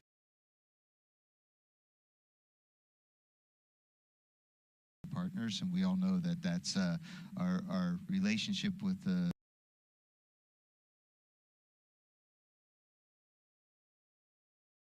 Russian Federation's a little bit tricky. We still maintain a good connection in space. And then we have Dragon, which is a fantastic a spacecraft.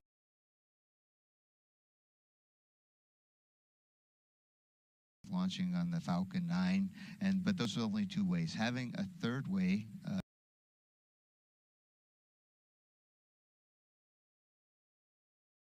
to get to the International Space Station, or from the U.S. perspective, just a redundant way to go, is that if something goes wrong with anybody, we still can get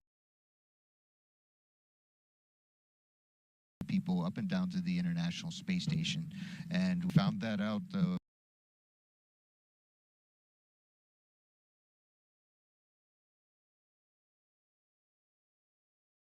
with the Columbia disaster, how important it was to have another way to get to space. We stopped flying astronauts down the space station solely on the space shuttle, and we started flying on Soyuz, and that really taught us some good lessons then.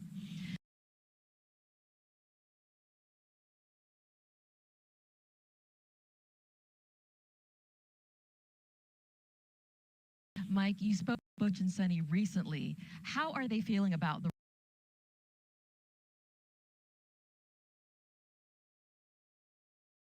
road to this moment with only 1 hour and 3 minutes to launch?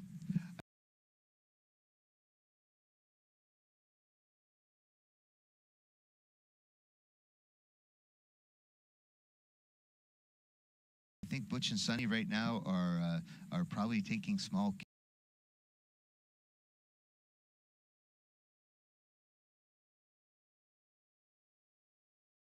cat naps, or I guess Sunny, she doesn't like cats as much as dog puppy naps. I don't know.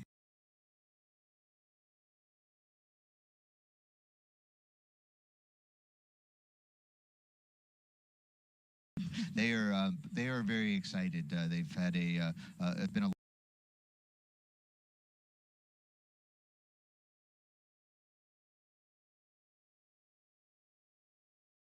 long road in quarantine, away from friends, and they've been able to see their family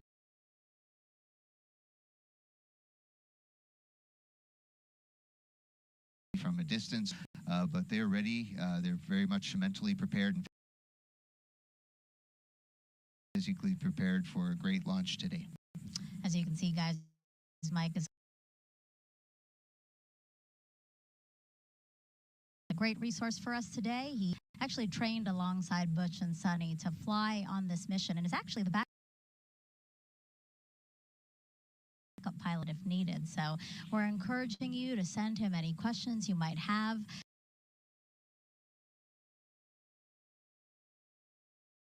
About what you see today, just go to social media and use the hashtag AskNASA, and we will continue to take as many questions as we can live. Again, a check of the clock, 1 hour, 2 minutes, 26 seconds and counting until NASA's Boeing crew test. What's significant, again, is that we are ahead of schedule. Again, we were going through the paces as things were done so that we can build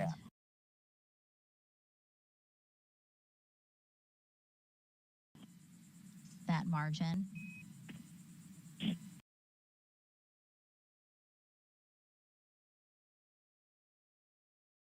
We copied cabin vent valve closed and cap good config.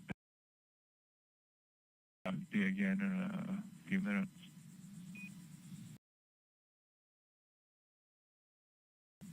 And again, those call-outs there.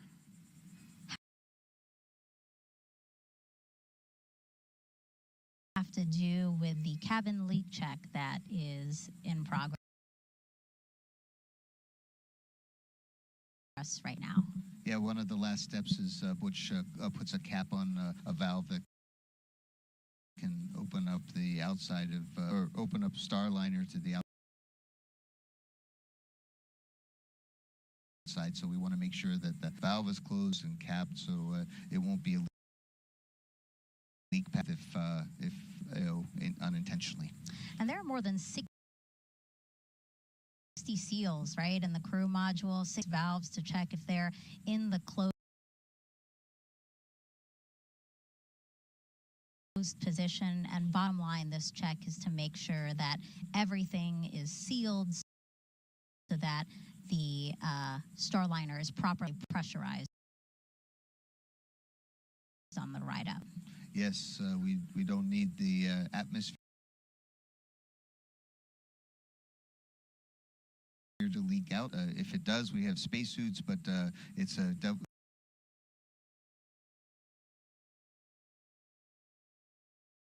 it's very good to double check everything, and we expected the hatch leak check to proceed just fine, and it did. And there was a particular PSI, right? 1 hour and 1 minute. A particular PSI that they wanted, the team wanted to see being held within the cabin.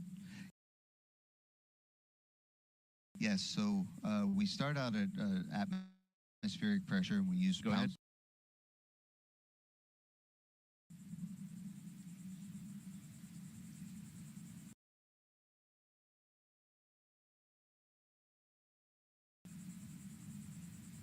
Pounds per square inch as our measurement, so that's PSI.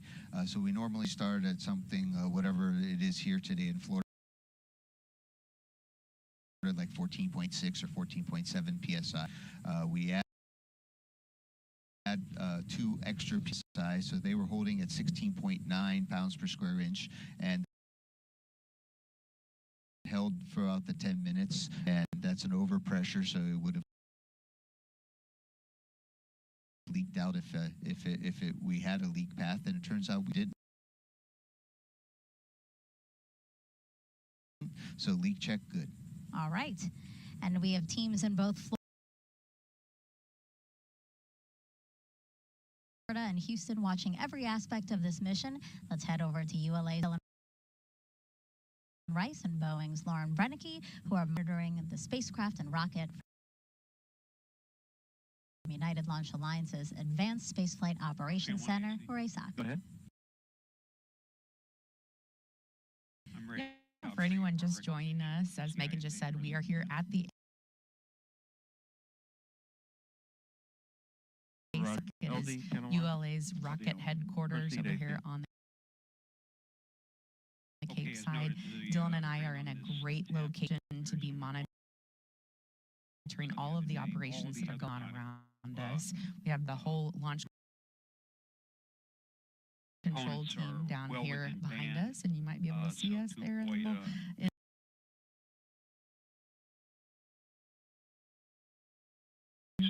Alarm at a bad time, we're going to recommend that line I 390 be disabled. Roger, copy. And 390. Right. LC concurs. LD? LD concurs. Roger. RLM? LC? RLM 11. Roger. Please disable line item 390. Active.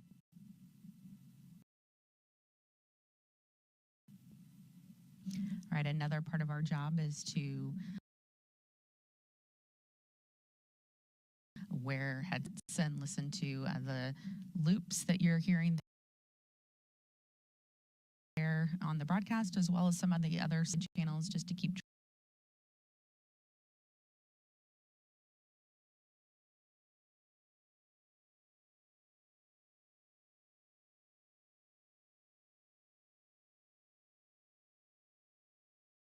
track of everything going on today. We did just get an update that the helium leak on Starliner remains good. We have confirmation it is still acceptable for flight, looking about like it did on Saturday. So that's great news. And Dylan, Atlas has been really all over the solar system.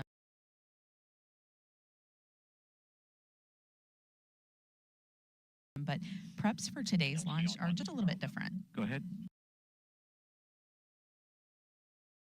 Line item 390 has been disabled. Roger.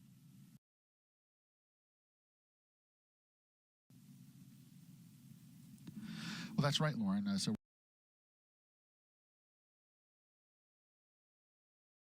we're using our standard processes and procedures that we use for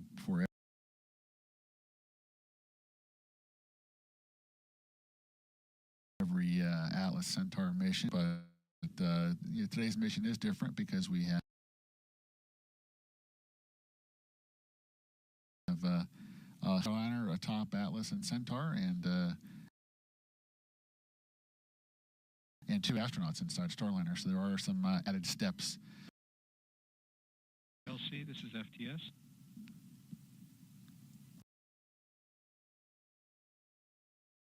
Go ahead.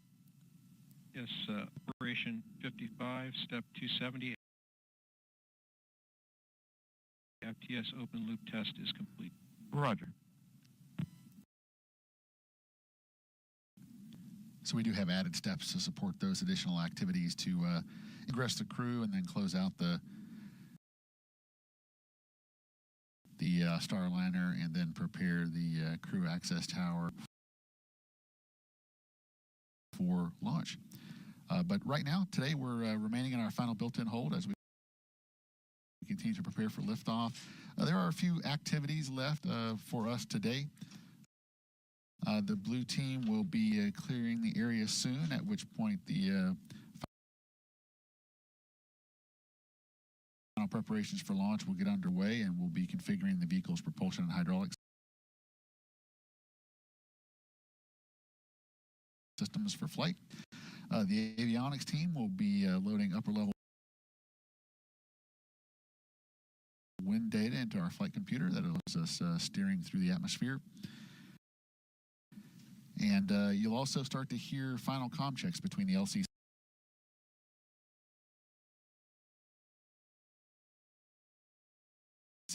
Mission Control in Houston, the BMCC at Space Center, and the Starliner crew. Once all that is done, we'll be retracting that big crew access arm. That'll be one of the big visual cues on the launch pad that lets us know that we're getting closer to the launch. And then you'll start to hear us get into our final polling for launch.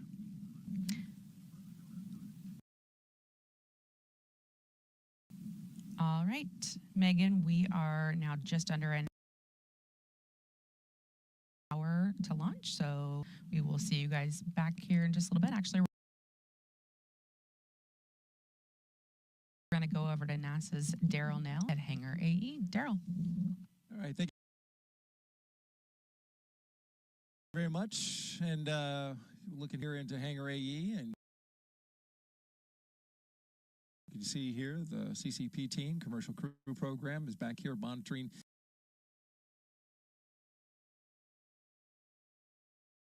everything that's been going on. And so far, it's been a beautiful countdown.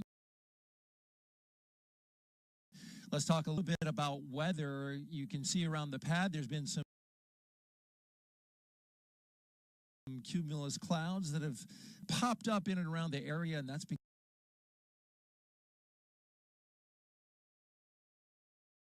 because some sea breeze has come ashore, and there you see it.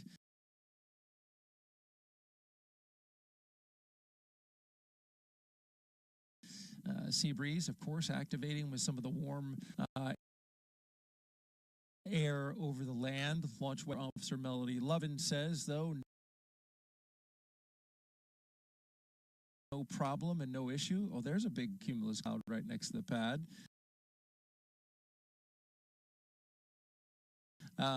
She believes that these are going to be able to pass over by the time we hit T0, so not looking to have much of a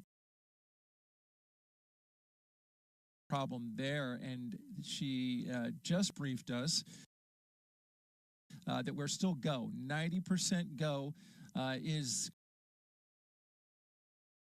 currently where we're standing at. Again, beautiful weather outside. You see the one concern there, the cumulus cloud rule, and so they will be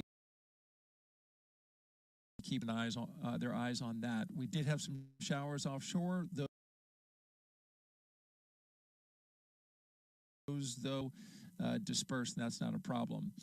We do have some weather. We're also watching along the ascent corridor. We're keeping track of that. LC Slick on channel 1. Go ahead, Slick. CST 100 pad operations are complete and ready to configure the white room for launch. Annulus purge was disconnected at 13:54 Zulu. Roger. Blue team lead, LC. Go ahead. Perform toxic vapor and O2 checks when reaching the environmental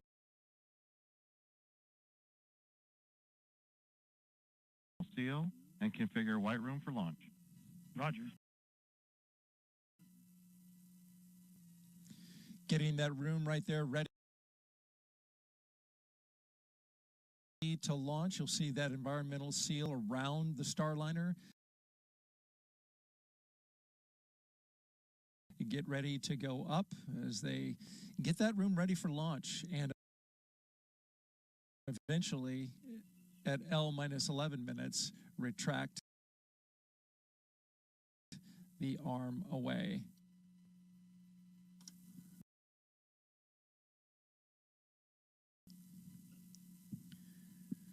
All right, again, the ascent corridor weather, though, it is low for any issues. So all across the board, we still look good for weather. There's a look at the satellite loop, and you can see all across the eastern seaboard, all the way up into the maritime province of Canada. Fortunately, we got a high-pressure system off North Carolina that's keeping everything pretty stable and clear out there. Just a couple of issues along the way, but nothing that would put the Starliner at risk of splashing down all along that track.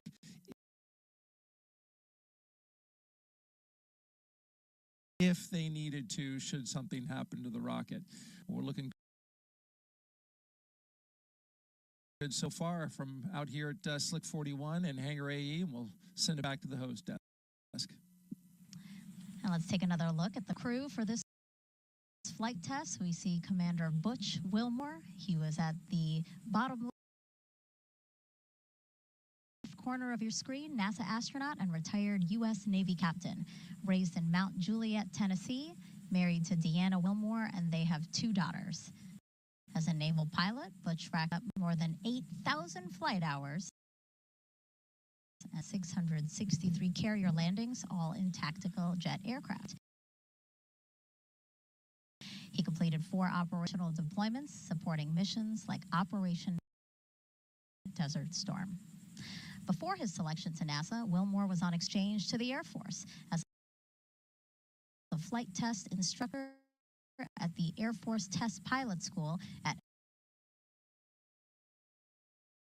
Edwards Air Force Base in California. Butch is a veteran of 2 space flights as pilot on Space Shuttle Atlantis in 2009.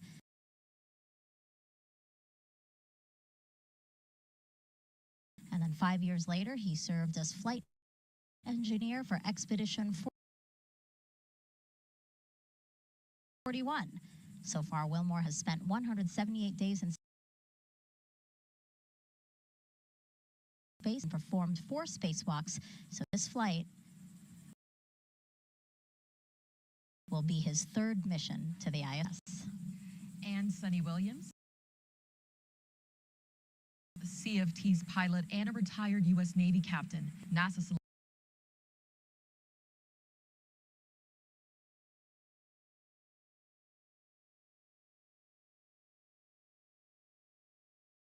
selected her as an astronaut in 1998, just 2 years before Butch.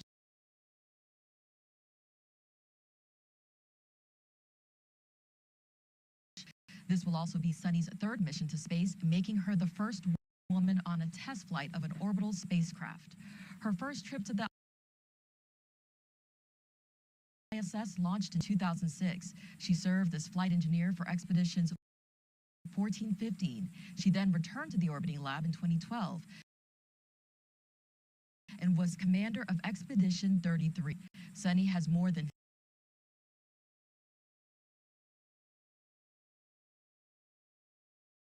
50 hours of spacewalk time, the 2nd most cumulative time by a female astronaut. So far, she has spent 322 days in space. Before NASA, Sonny was a former naval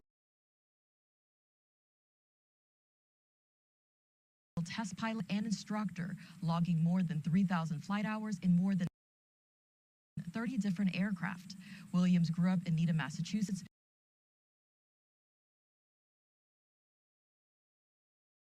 and is married to Michael Williams. She enjoys hanging out with her dogs, working out, hiking and camping, as well as working on cars and houses.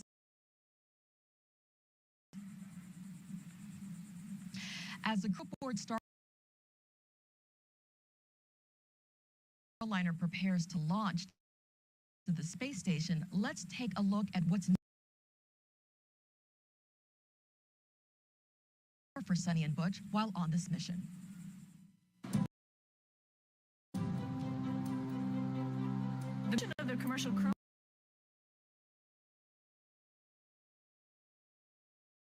program is to provide transportation for astronauts to the International Space Station. Multiple providers provide you redundancy. Redundancy is important, as we know, in our systems. We have redundant systems. But actually, more importantly, it's providing the aerospace workforce the opportunity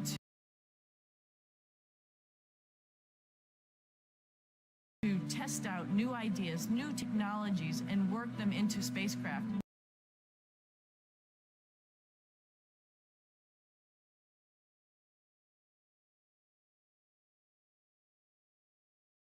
Butch and I are the first two to fly the Starliner, so this flight will be a crew flight test, so there'll only be two on board.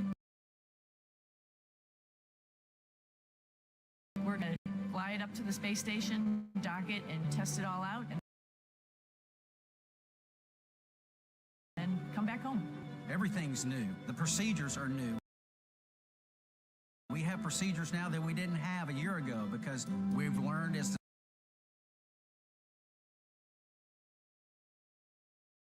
the process has gone forward. We've had 2 test flights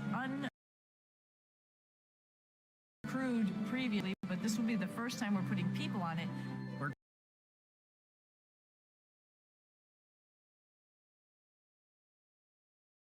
Test pilots, and so we're going to be testing the spacecraft in all aspects of the flight, from launch, on orbit, all the way to entry and landing. We're testing out the environmental control system. We're testing out the manual flying of the spacecraft. Then while we're docked to the space station, we have a bunch of tasks to make sure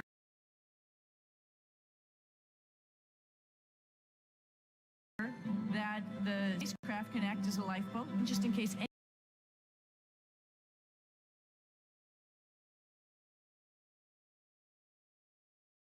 anything bad goes on the International Space Station. The crew on board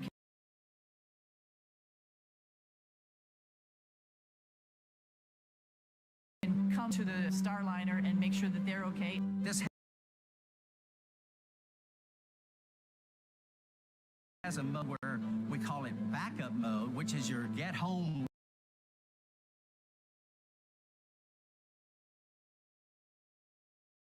mode, if you will. We can, without any communication at all, we can still affect a return to Earth, do a deal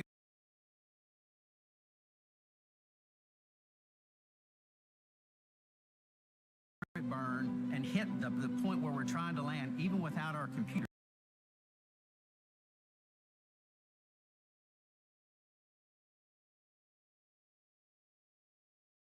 You know, that old mantra, failure is not an option, because it's a very dynamic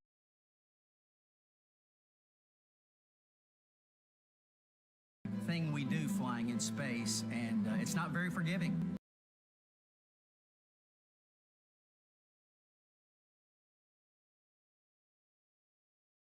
And we know that. That's why we have these multiple systems and multiple redundant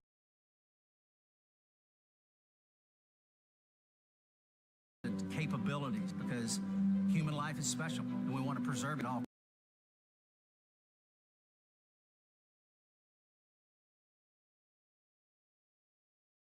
Cost. I think exploration is just in the human heart.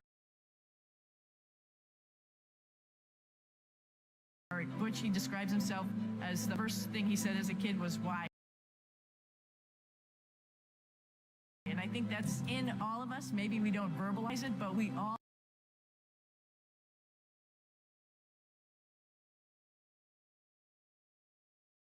ask why. And that's what exploration is. It's that next step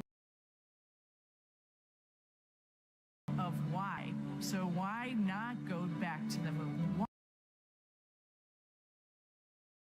Why not try to live on the moon, it seems like a natural stepping stone to the next thing.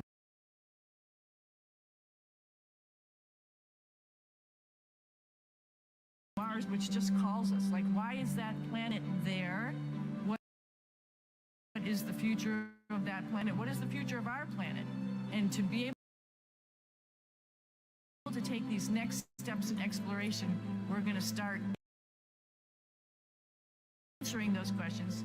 We stand on the pinnacle. This is kind of where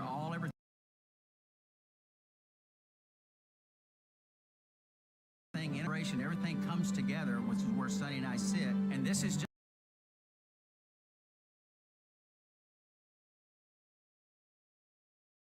just a part of the ongoing process of growing and expounding our knowledge and our understanding of all things for the benefit of mankind. I am Sonny Williams, and I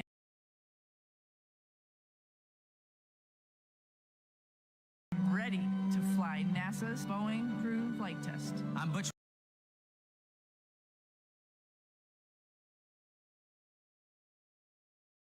Wilmore, and I am ready to fly NASA's Boeing crew flight test.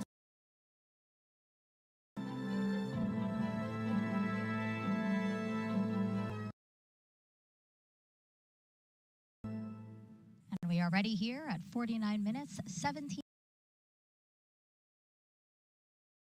seconds until liftoff. Now, this historic flight test will be a major milestone for United Launch Alliance. NASA's Antonio Jaramillo joins us now with ULA's CEO and president, who has more about this company's road to this moment. Thank you, Megan. Joining me is Tori Bruno, CEO and president of United Launch Alliance. Tori, it's so great to have you back on here. Can you give us a quick recap, first on the issue that occurred during the last launch attempt and how teams resolved it and got us to where we are today? Absolutely. So we have a ground system at the pad that controls the things that occur in the last few moments before we go to ignition. This particular system is the one that releases the rocket from the pad and controls what happens to getting the umbilicals loose. And we have a triple redundant system that is also able to vote, and we lost one card within one of those three chassis that do this. The crew was never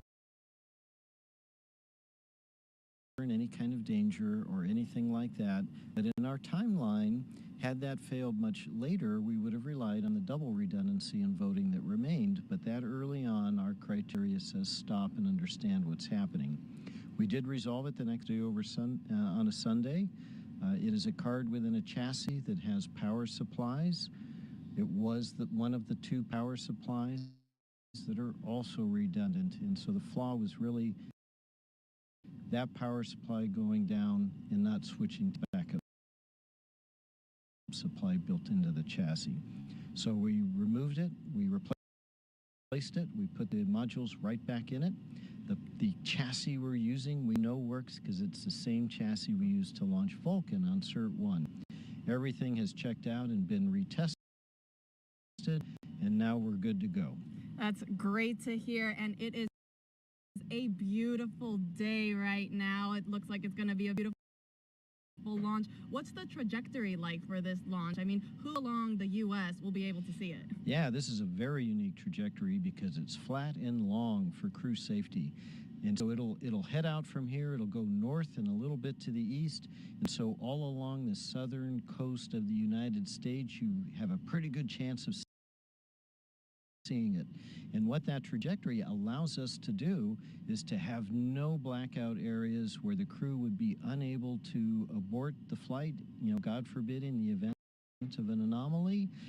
And it delivers them just short of being orbital, so if there were any issues with the capsule's propulsion system, they get a free return safely to the surface of the Earth. So very, very unique for us. We never flown, apart from the test flights of this capsule, a trajectory that is suborbital before. Wow. And, talking about uniqueness, is there anything new or different on this Atlas V rocket for this crewed launch compared to other uncrewed Atlas V launches? Yes, there are. There's a handful of things, and they are all safety related. So the most obvious thing is there's no payload fairing, because if there were to be an abort where we want the capsule to fly the crew safely away, the fairing would be in the way, so we fly without it. We also have an emergency detection system, which is like a very high-speed computer that is plugged into all the systems on Atlas and monitoring its health, so that if an anomaly started happening faster than any human could possibly do it, this computer would detect it and command the separation of the capsule. And of course, on Centaur, we have two RL-10s instead of one rocket engine for more thrust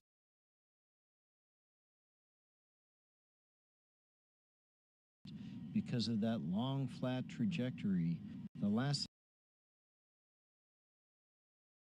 thing we do is actually kind of subtle and maybe a little bit trivial for most people, but we anodize the first stage of the booster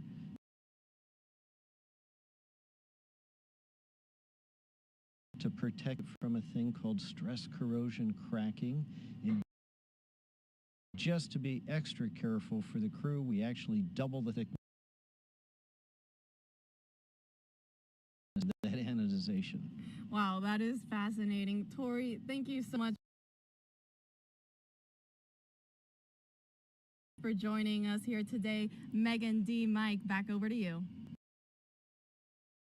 And as we check out some pad team members there, they're getting ready to leave the crew access tower. Teams inside mission control at Johnson Space Center in Houston are also keeping a close eye on launch. Here's NASA's Brandy Dean and Boeing's Jim May.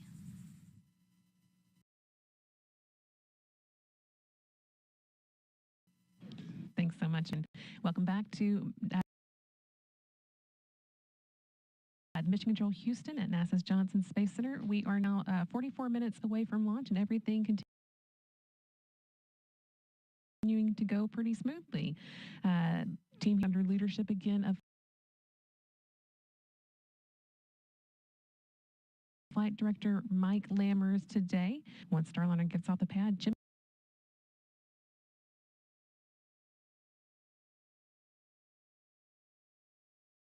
and I will be with you through the ascent, giving you the play-by-play as Starliner makes its way into orbit and expanding on the calls that you'll hear from Capcom Joshua Kutrick, making to Butch Wilmore and Sunny Williams. There are a number of major milestones you want to keep an eye out for during Starliner's climb to orbit. First, you'll hear from Starliner's crew is roll program.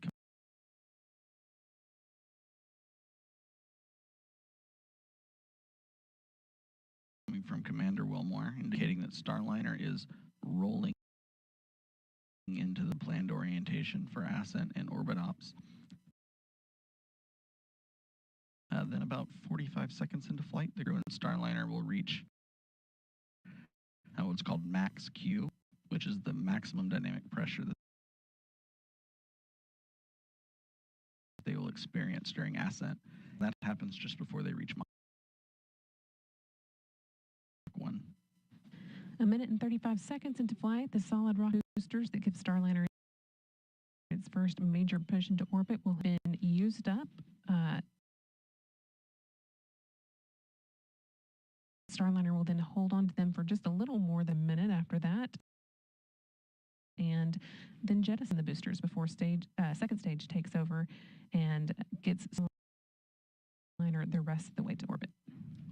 Starliner will actually reach orbit about 11 minutes and 58 seconds into flight, at which point the Centaur's main engines went off.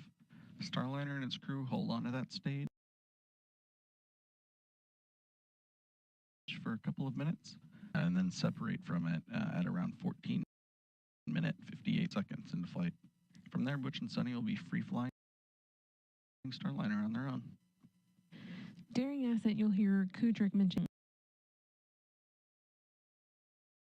a number of abort-related milestones as Starliner moves past them. Starliner can safely abort all the way up to orbit, as you just heard in that interview we saw from Florida. That includes the East Coast, off the coast of Newfoundland, off the coast of Ireland. Beyond that, it would be able to safely abort to orbit. And of course, we're hoping not to need any of those options. And the last major milestone before crew begins what we call orbit ops is the orbital insertion, or OI burn, which will move Starliner into slightly elliptical orbit as opposed to the more slightly suborbital trajectory that it starts off in after separating from the Centaur. From there, Starliner will be on its way to the International Space Station. And speaking of the space station, let's check in with Rob Navius and the International Space Station Flight Control Team. Rob? Go ahead. Thanks, Brent. Back here in the International Space Station Flight Control Room, flight controllers are keeping tabs on the countdown and monitoring the work on board by the Expedition 71 crew in advance of Starliner's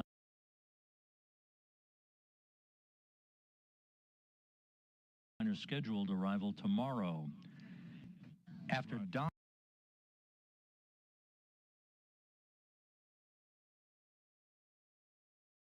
NASA astronauts Matt Dominic, Mike Barrett, Jeanette Epps, and Tracy Dyson, along with Station Commander Oleg Kononenko of Roscosmos and fellow cosmonauts Nikolai Chub and Alexander Grabenkin, will be ready to roll out the red carpet as Wilmore and Williams float through the hatch into the Harmony module. Now, the dock time is designed to be variable. That means that the number of days Starliner could stay at the station could be adjusted depending on any further launch delays or undocking delays caused by weather conditions at the western U.S. landing sites for Starliner. One of the most important dock days for the Starliner crew will come 2 days prior to their scheduled undocking, when they load the last of the cargo items to be returned to Earth in the vehicle and conduct onboard manual piloting proficiency. Will enable them to stay sharp for their departure from the station and the deorbit and entry that will follow. We're now 41 minutes, 9 seconds away from liftoff. Today, the operational loops are so far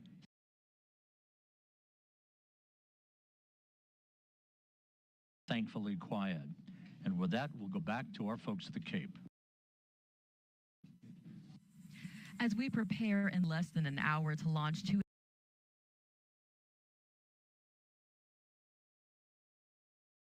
astronauts to space during this test flight, let's check back in with NASA's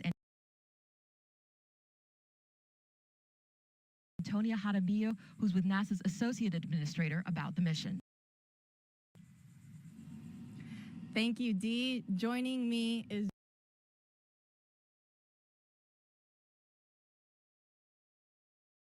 Jim Free, NASA's Associate Administrator. Jim, thank you so much for joining us. Can you discuss a little bit what's important for the space agency that we have another American spacecraft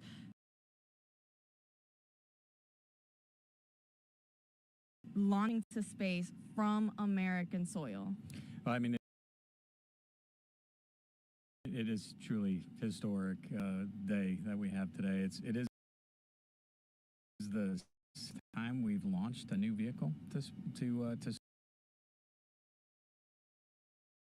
space, and this time with the first female on one of those missions in Sunny, and from the Cape Canaveral Space Force Station, not the Air Force Station any longer. And we're also, now it gives us that chance to get back to ISS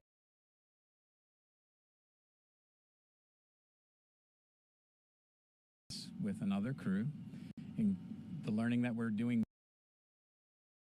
there about the human body, about technology, about science. Of course, science is key to all we do. And then to prepare ourselves for those missions to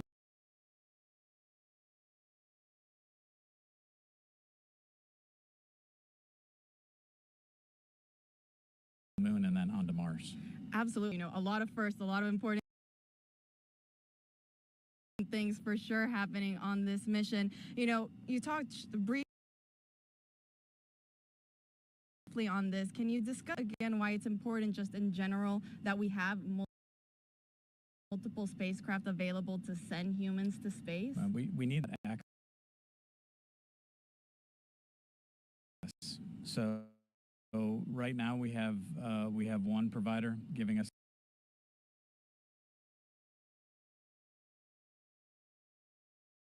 that access to space station. This will give us a second provider, which means if we have a problem with either, we have ways to get our crews to and from station, which helps keep the tempo that we've had for 23 years of having humans in low Earth orbit. So that opportunity to get the crews back if there's an issue at all, and keep that presence going. Absolutely.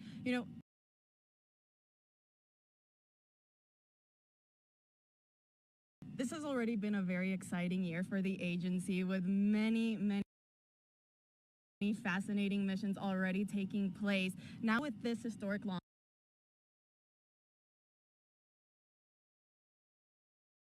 about to take off, what else can the public look forward to? It has been a great year, and certainly a lot of learning already for me about the incredible mission that we have at NASA, and the missions that we have remaining this year. I'll just highlight a couple of them. Europa Clipper, which will be an incredible mission for us to watch in its journey and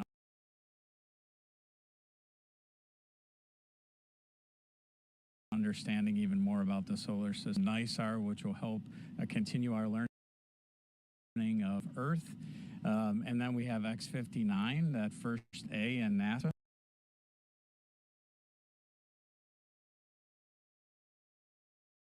Right, the aeronautics, which will go through its first flight this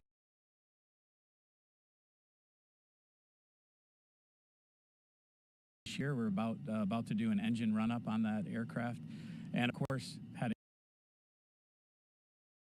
towards Artemis 2 next year. The cruise in Washington this week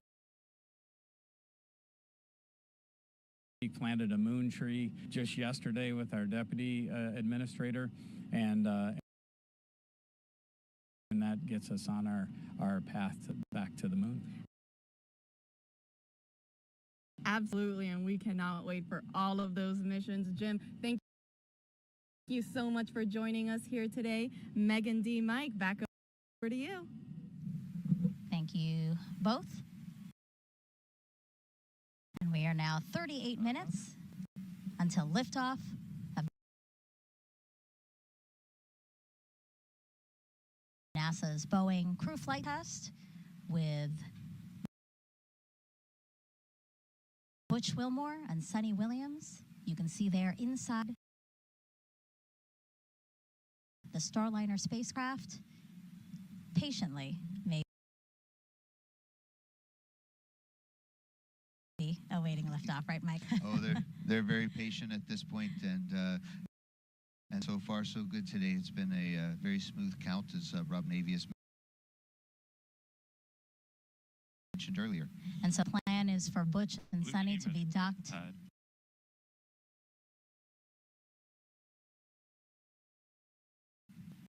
That was a call out saying that the pad team has cleared the pad.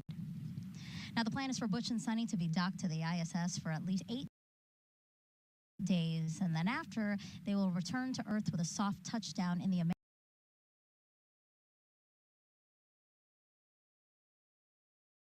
American Southwest.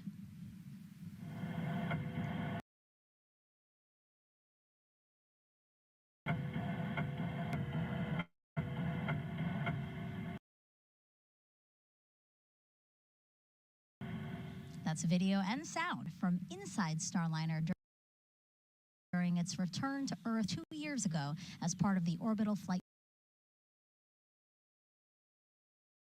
Test 2 mission. Its heat shield will reach 3,000 degrees Fahrenheit during re-entry. Parachutes then deploy, and the heat shield is discarded to expose Starliner's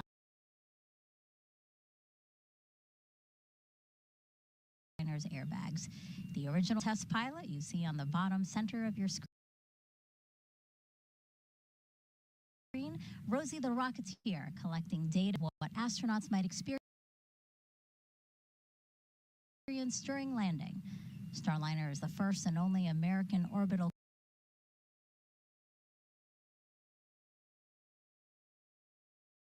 crew capsule to land on land. This allows for quicker access to crew and cargo.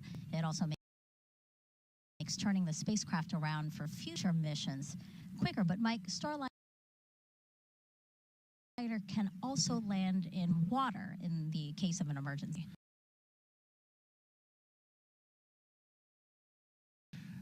Absolutely, Starliner has a lot of heritage and commonality with the Orion spacecraft, which lands on water. Starliner is a little bit smaller, a little bit lighter, so it can actually land on land. It has those airbags, as we saw. I can't wait to try them out. And as Butch and Sunny about how are the airbags, because Soyuz is a little bit hard landing, but everybody's fine. But it's really those airbags, I think, are going to make a difference. But landing on water, we have a different airbag configuration.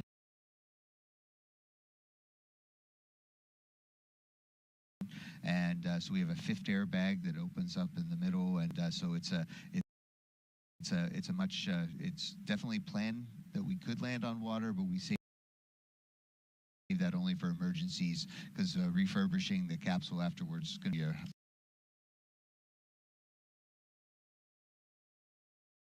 kind of tough with all the saltwater contamination. So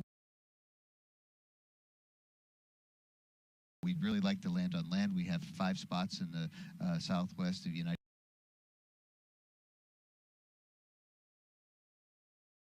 States that we can land on. And I remember Sunny saying that she'd much rather land on land. She said she had a lot of anxiety with landing in the water.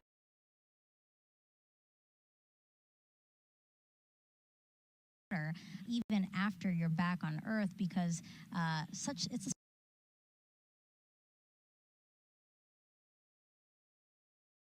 a a long rescue process, and you're bobbing in the ocean. You know, she said, when you land on land, it's done, you're safe. See, that's the Air Force perspective. That's how we always think of things. The Navy guys, you know, they should like the water, but no, this is jokes aside. That's exactly it. It's a lot easier to find this, and a lot more options if and when we land on land. All right, so we're coming up on 35 minutes until liftoff. And here comes a comm check. Yeah, I want the stage now for a series of comm checks. Go ahead. Yes, sir. Op 60, step 10. Step 20. Blast danger area is clear. Roger. So yeah, we expect to hear repeated communication checks with Capcom in Houston and the crew. This is an opportunity for them to also discuss any anomalies or resolutions to those anomalies, but we've been saying no issues, working no issues, the team today, so that's great news. And then these comm checks that we'll hear now, we're going to periodically hear them throughout these final 34 minutes. And again, communication is so important, and we want to make sure that those channels are working properly from the crew to everybody else on the ground that's helping to monitor launch.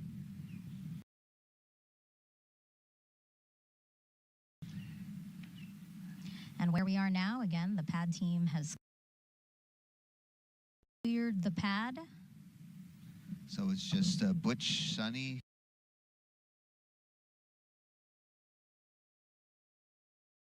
a Starliner, an Atlas, and Centaur all together.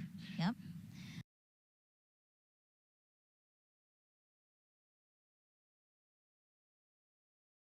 First two astronauts to fly in Starliner. Go ahead. Yes, sir. I can also give you step 6.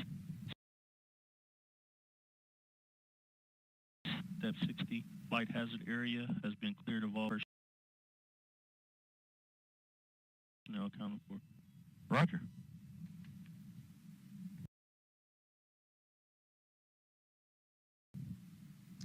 Butch, Sunny, the first two astronauts to fly in Starliner. Sunny will be the first woman to test an orbital spacecraft. And the last time people flew to space in an Atlas-class rocket was nearly 61 years ago. ST is going to be that final test to certify a second commercial spacecraft to ferry astronauts to and from the space station. And this is a cool fact too, actually. Once in orbit, for the first time in NASA history, the agency will have 3 different crew spacecraft orbiting in space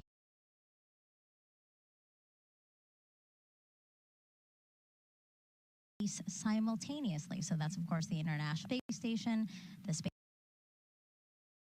SpaceX Crew Dragon, and then Boeing's Starliner spacecraft. What an incredible milestone. That is an incredible milestone, and NASA's going to break that again. Hopefully soon, when we have another spacecraft. We're working here at the Kennedy Space Center to get Artemis and the Orion spacecraft up into space too. So these are exciting times, and we're building a future where there's even more spacecraft in the future with humans on board going to space. And that's more opportunity for future astronauts. Yeah, do you think about that again? Boeing, Boeing Starliner joining as one of the 3 crewed spacecraft that's in orbit. Yeah, exactly. I echo exactly what Mike said, that this is all about expanding human space flight. So having another vehicle, once this is certified, is going to do exactly that. It's going to get more people into space. Of course, this time to the International Space Station. It's going to increase science. But of course, there's also private missions. So, at the end of the day, it's going to be, it's always great when you can get more people, into space. Yeah, and we've been asking you to submit your Ask NASA questions from social media, so let's answer some more of those now. We have this one from, love this name, Shaquille Oatmeal on Twitch, asking, what's the life of an astronaut like between launches, Mike? Yes, we spend all of our life, training and wanting to become an astronaut, and then once you're an astronaut, what's it like? And so we do a lot more training, but I'll say that I flew in space. We just had our landing anniversary on June 1st. So an S-134, and that was in 2011. That would have been a great day to launch, but we chose not to. That's 13 years ago. So in the last 13 years, what have I been up to? And that's been helping get Dragon and Starliner up into space, helping my friends aboard the International Space Station as Capcom. I helped Sunny when she was doing spacewalks, and we help each other. It's all part of a big team. And so today, it's great to see Butch and Sunny. They've both been waiting a long time to go fly again. Trying to get a third mission or a fourth mission is really, you have to wait and be patient. And Butch and Sunny are going to have they've been working hard on Starliner too, and that's what we do between missions. We help get ready for the next missions and help our friends be ready and support them while they're in space. Yeah, and the commercial crew program is so important because in working with our commercial partners, it really allows NASA to pursue other things, like again, turning to the moon. Our eyes are set on Mars with the Artemis program. Indeed, and I'll just say I've enjoyed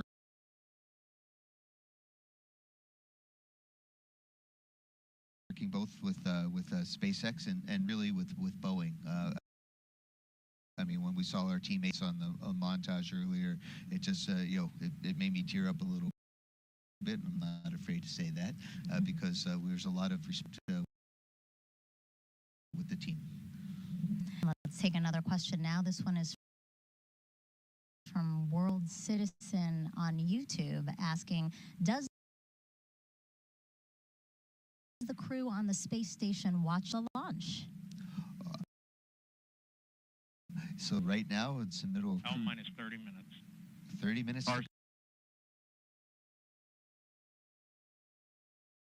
They conduct weather briefing on Channel 8 Weather Conference Net. Right.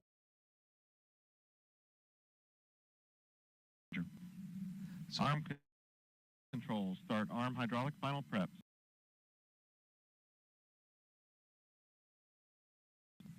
Roger. Locks 1, perform pogo suppressor charge. Roger. Prop 1, perform RD-180 transfer Inverter calibration. Roger. P&E2 performs Centaur LH2 SEV cycle test. Roger.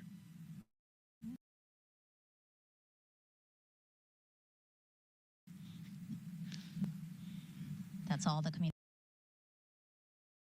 communications between the launch team, basically all the steps that's needed to get us to T0.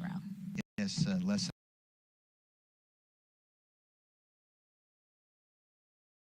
than 30 minutes, less than 30 minutes left. So aboard the International Space Station, if the crew gets a minute, I do believe that they're beaming up this launch broadcast. So hi to my friends aboard the International Space Station that they're going to watch the launch. They're very invested in this. They've been waiting for weeks, months for the Starliner to arrive, and we're good friends with the crew on board, so it's going to be very cordial. But yes, I remember watching.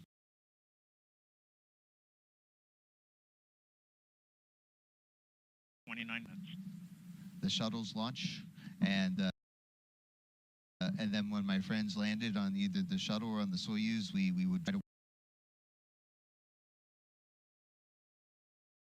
watch the landing coverage too. So certainly we were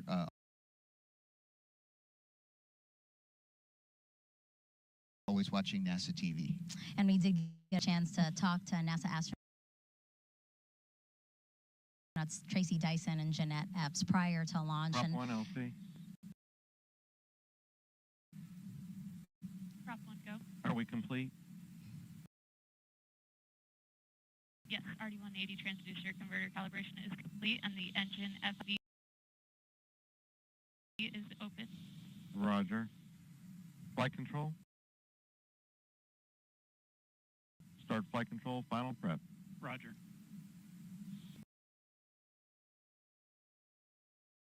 LCP2. Go ahead. Centaur LH2 SVB cycle tests are complete. Roger.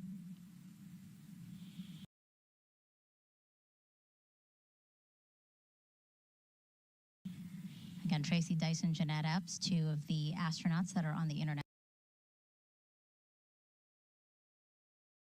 Space Station already. We did get a chance to talk to them prior to launch.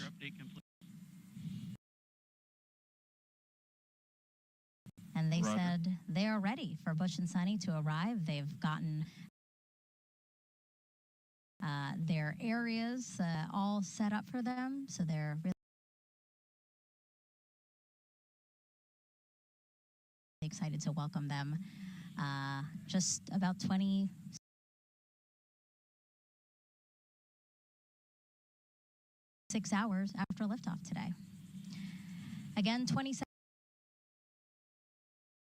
minutes, 53 seconds and counting until liftoff of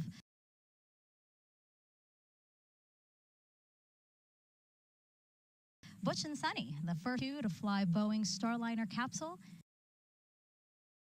to the International Space Station. Let's go over now to Brandy and Jim inside Mission Control in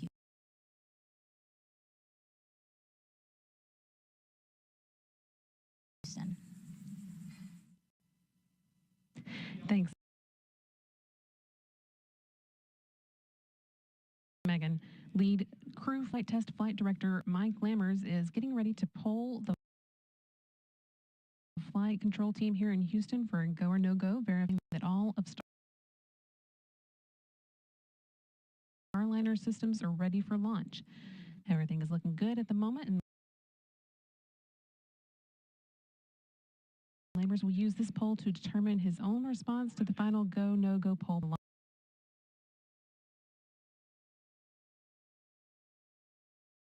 Launch conductor just before liftoff. Once we do get into the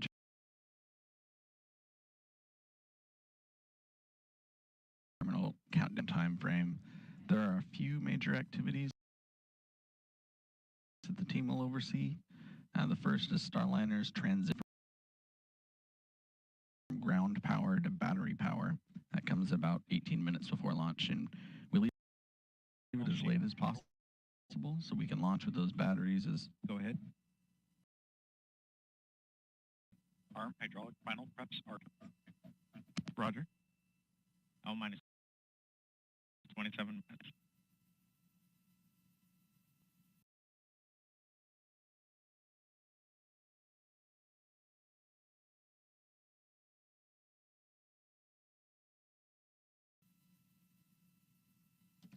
We leave that power transition as late as possible so we can launch the batteries as close to full charge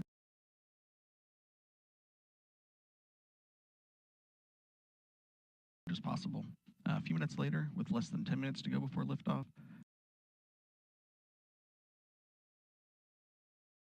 Starliner's ordnance will be armed. That activates the critical systems that are needed to detach all the things that Starliner would ultimately deploy or jettison as it climbs to orbit, or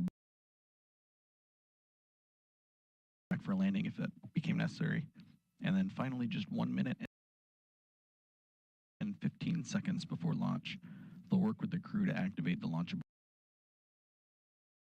system, which would rocket the crew to safety in the case of an abort or on the pad early in the ascent. This will likely be the last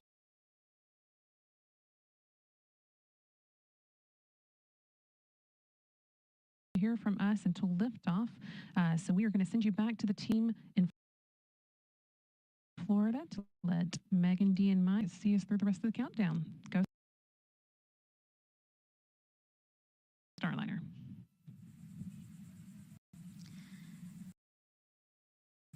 Now let's take a closer look at Starliner, the next generation crew capsule that you see atop the Atlas V rocket there.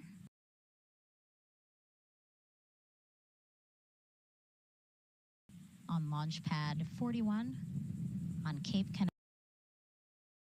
Canaveral Space Force Station.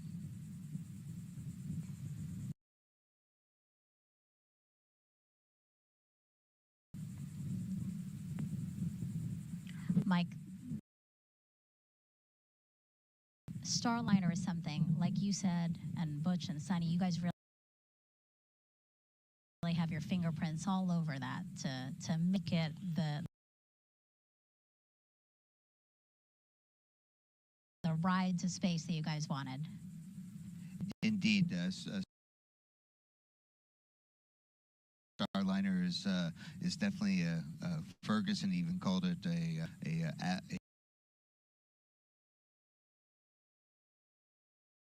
astronauts or pilot spacecraft. And so that next generation crew capsule, it measures 16.5 feet tall with a diameter of 15 feet. That's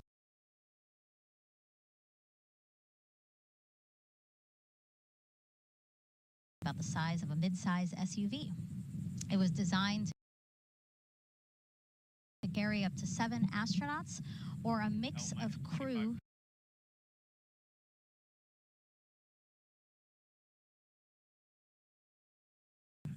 and cargo for missions to the International Space Station.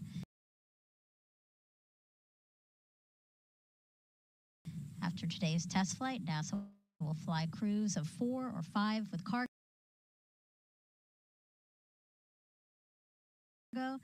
Starliner is also reusable up to 10 times.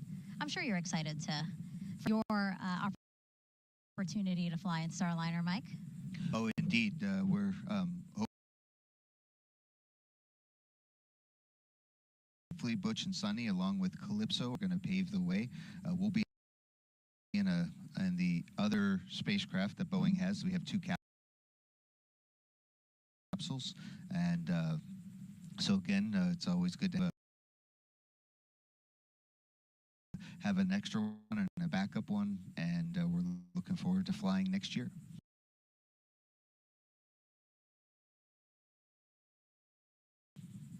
Let's head back over to Johnson now, where we have Rob Navius with with an update for us. Rob.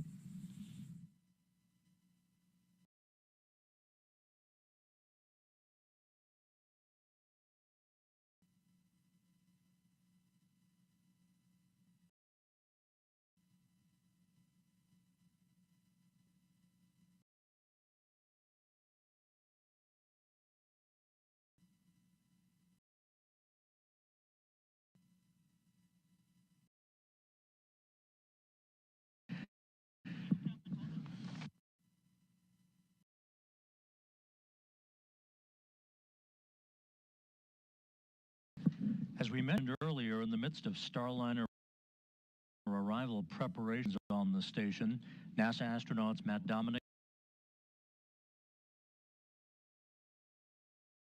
Tracy Dyson, Jeanette Epps, and Mike Barrett are preparing spacesuits to be used for a trio of spacewalks scheduled to begin on June 13th. Other maintenance work is also planned for today by the expedition crew as they gear up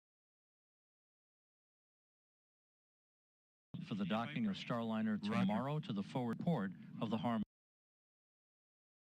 module. Once Starliner docks, it will be the sixth visiting vehicle at the International Space Station, a crowded house 260 miles above the Earth. We're standing by here in Mission Control for the Atlas V to take flight and for a new chapter in human spaceflight history to begin just 23 minutes from now. With that, we'll head back now to the Kennedy Space Center. 23 minutes, 9 seconds and counting until liftoff. So let's check back in with ULA's Dylan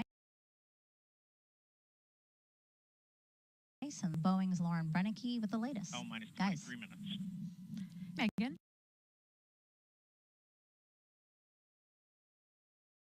Thanks for coming back to us here in the ASOC. We've been monitoring. Secondary decom.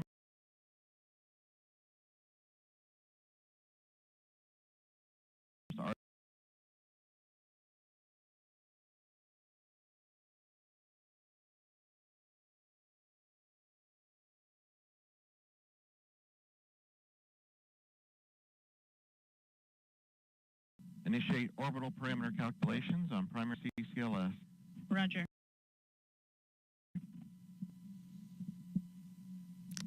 Monitoring those procedures here, and we're coming up on about minus 22 minutes to launch, and around this time during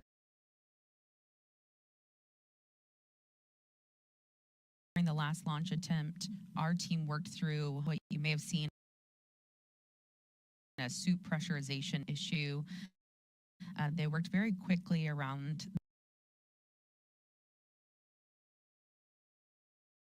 this time in the countdown to make sure that everything was going smoothly with this. But when we switched to internal power at L minus 18 minutes,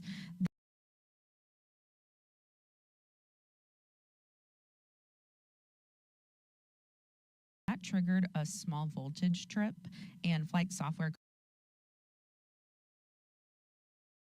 correctly identified it and turned off the fans. So we quickly turned them back on, just like you would do with your computer, off and on. And today we're going to turn the fan off when we move over to internal power so it doesn't trip again. Then we will turn it back on after. The real difference is that crew will lower their visors about 5 minutes later this time. That action would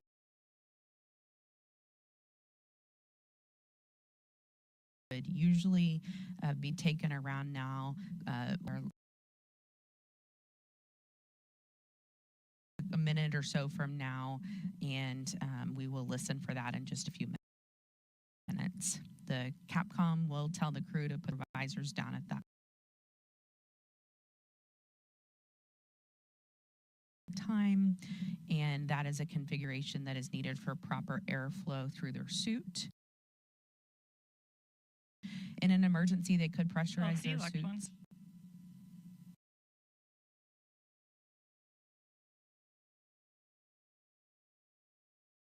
Go ahead. Pogo suppressor charge is complete. Roger. LCSYS. Go ahead. All secondary.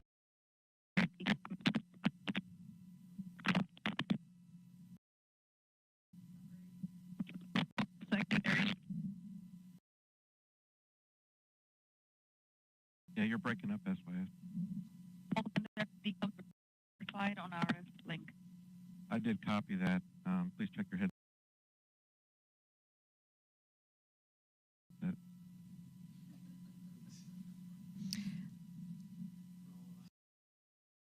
All right, as I was saying, that in an emergency, they would be able to pressurize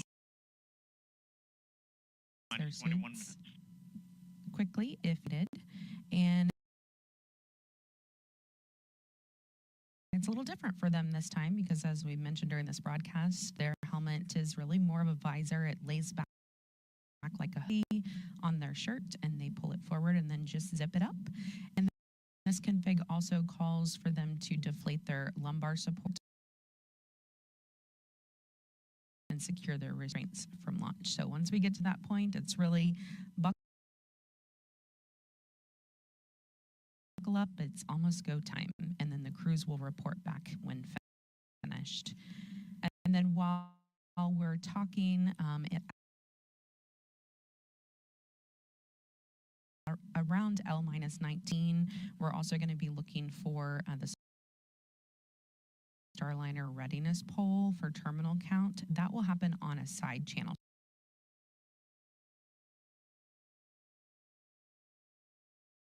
So I'll be listening for that, and I'll let you know when we hear it. We do have a few polls coming up. That one is short. It will take place in the Boeing Mission Control Center, or BMCC, here in Florida. That is the spacecraft launch conductor, Brian Gartner, will poll people in that room in charge of the propulsion system. Yeah, you see the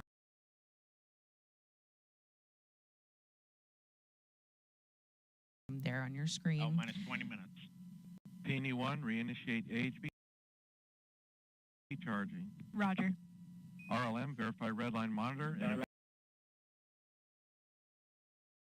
table or in the correct configuration for terminal count. The lumbar support. RC, verify solar radiation, acceptable launch. Verified.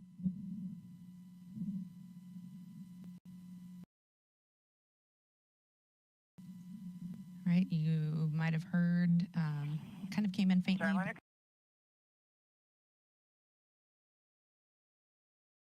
Copies. They asked them to go ahead and deflate their lumbar support.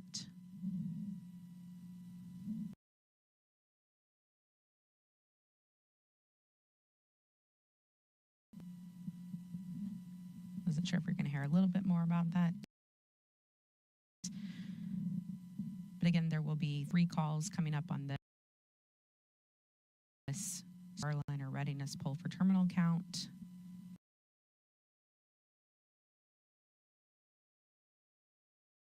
They will pull the mission support room manager, or MSR.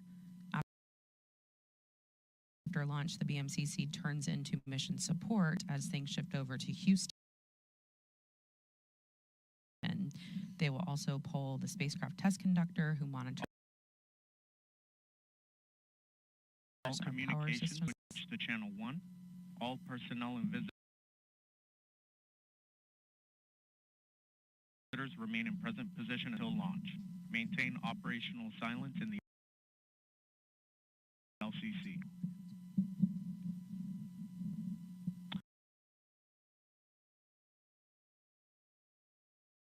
This is the LC with a terminal count briefing. If a condition exceeds the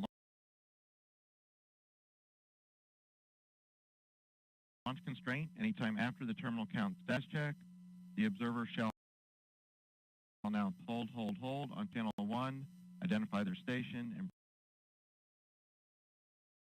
briefly state the reason for the hold.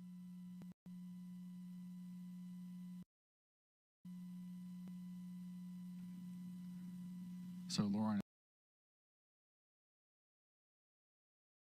as we were mentioning earlier, there's been traffic on multiple side nets, and that announcement that you just heard is Chief Launch Conductor Doug Lebo now bringing the team out from the individual subsystem nets, bringing everybody to the command channel 1 for the final count down here. So we're gonna start to hear more traffic on the command channel as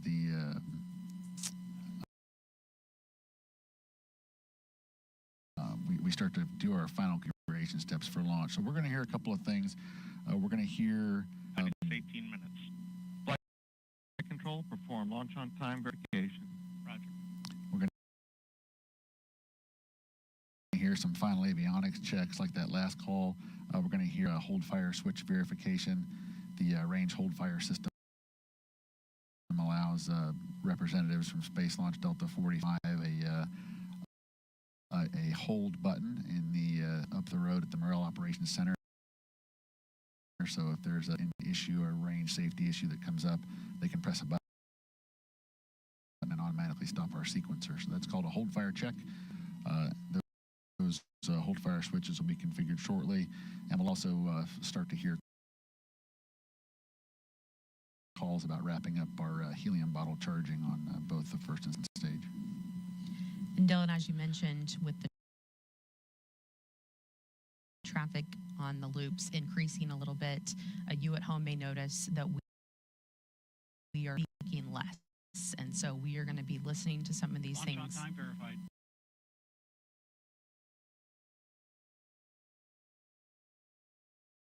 As they happen live with you. Roger. And we feel it's important for you to be able to... Go ahead. AHB charging reestablished and at flight mass. Roger. L minus 17 minutes. OSM, place SRB ignition SNA switch.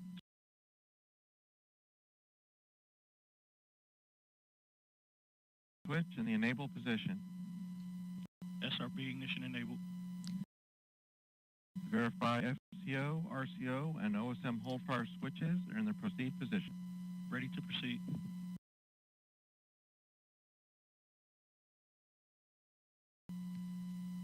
All right, we're going to send it over to NASA's Daryl Nail at Hangar 8. Daryl. All right, thank you very much. And getting a final look at the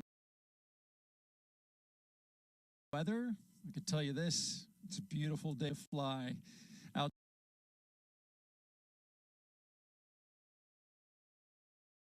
outside. Our launch weather officer told us that there's no change in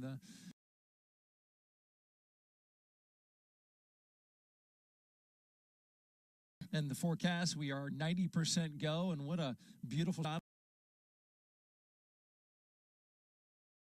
of our beaches here from the courtesy of our chopper team here at the Kennedy Space Center. Folks coming out to enjoy the launch.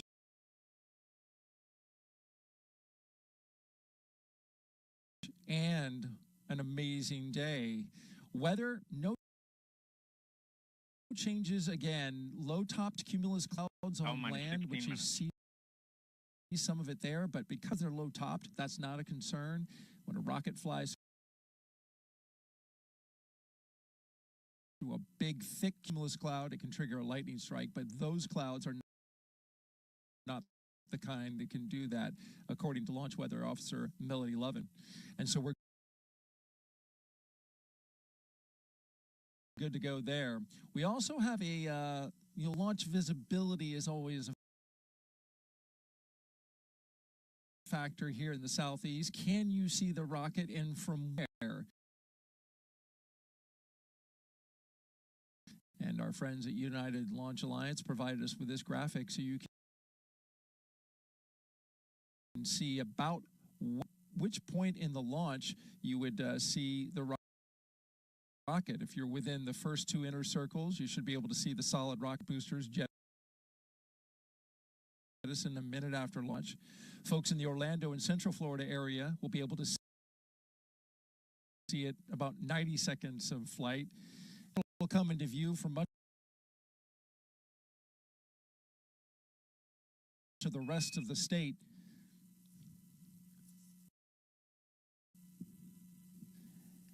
after more than about 2 minutes, including Tampa on the west coast of Florida. The southeast corner of Georgia might be able to see the Atlas Centaur separation, which happens after 3 minutes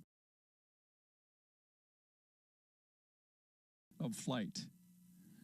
Again, we're looking good here at the ASOC. Richard Jones polled his team, the NASA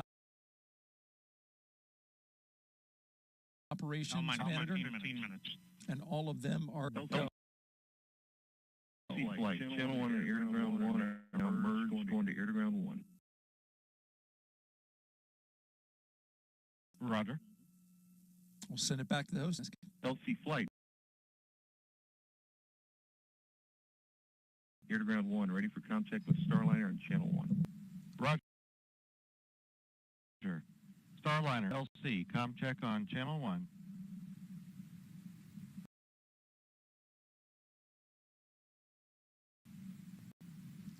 Those are comm checks again. LC, Starliner, loud and clear. I have you loud and clear also. And our astronauts who you see there. Again, this is the test flight. Houston, com check, air to ground 1.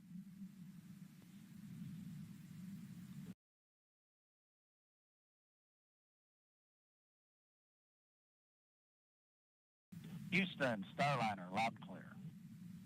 Houston.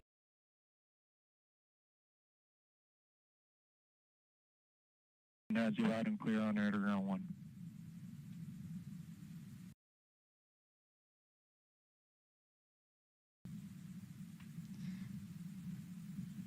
Test flight.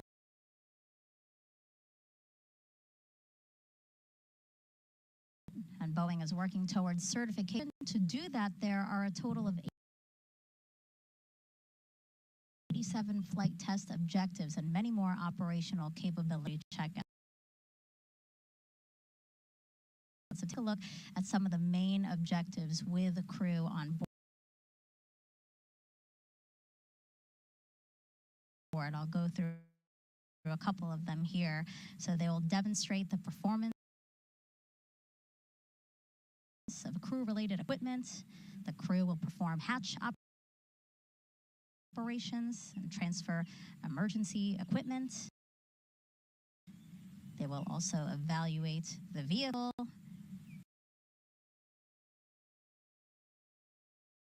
and transfer cargo while in a docked configuration. They'll conform functionality of manual piloting and deorbit with a successful separation of the crew module from the service module. And finally, they will demonstrate Starliner's entry and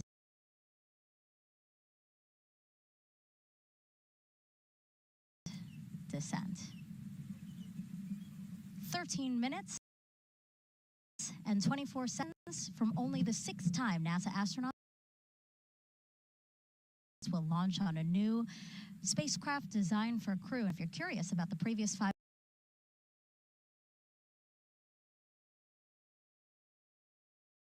flights we have covered, check out our video here.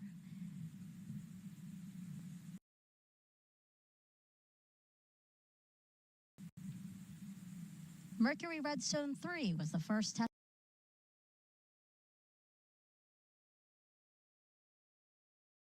flight, Alan Shepard, May 5th, 1961. Gemini 3 with astronauts Gus Grissom and John Young launched March 23rd, 1965.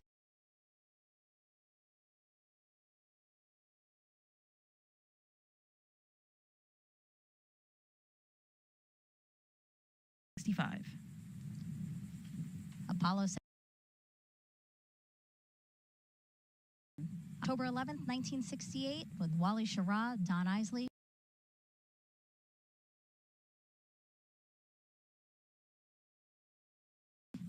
and Walt Cunningham.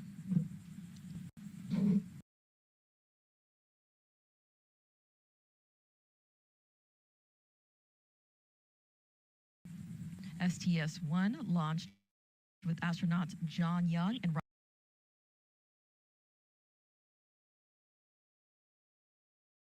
Robert Crippen, and it launched April 12th, 1981.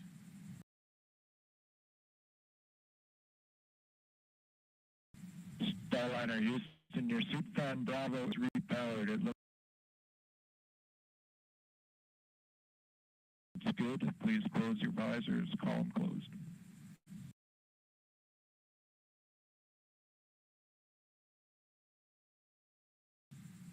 You saw video there of Demo 2, May 2020, Doug Hurley, Bob Benkin. And of course, today's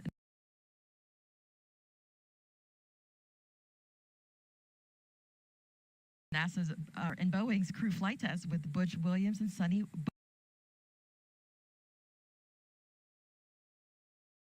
Butch Wilmer, and Sonny Williams. You know, Mike, 12 minutes and 15 seconds to go. How are you feeling? I am excited. I'm grateful to ULA and Boeing and NASA team that we are sharing this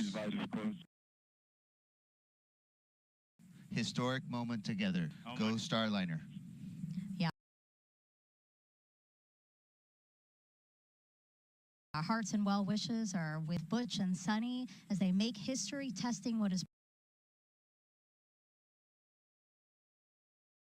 poised to be the second commercial crew vehicle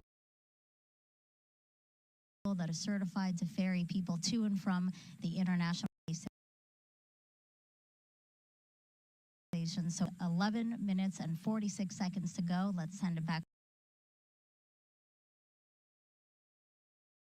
over to ULA's Dylan Rice and Boeing's Lauren Brennicke to walk us through the final moments of today's launch countdown. Let's do it, guys.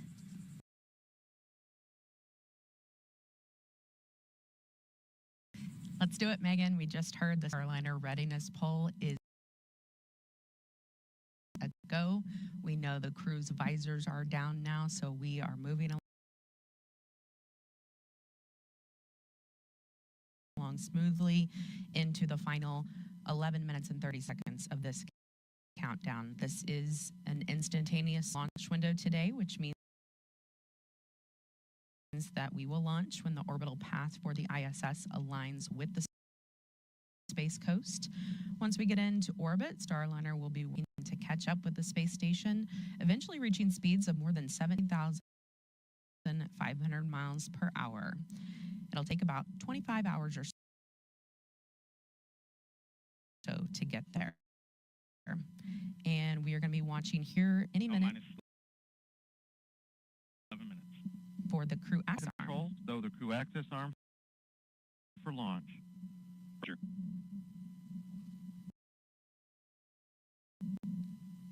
Right on cue. Crew access arm about to start moving away from the spacecraft. And Dylan, we will watch it move very slowly today, but could move much faster if needed. That's right, Lauren. It takes about 2 minutes to rotate the 120 degrees back away from Starliner to its stowed position and latched position on the crew access tower. Here we go.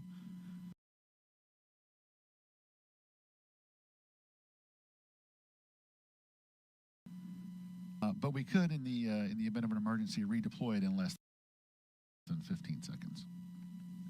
It's amazing that it can do that. We hope to not have to ever see that happen. After liftoff today, Brandy and Jim will continue commentary from Houston through ascent, spacecraft separation, and the orbital insertion burn. We will have the shot of Butch and Sunny inside Starliner until the moment of launch, and then we will get it again when we get to the ISS. minus 10 minutes. Flight verify CST 100 on internal power. Verified. Starliner, configure your ordnance for launch.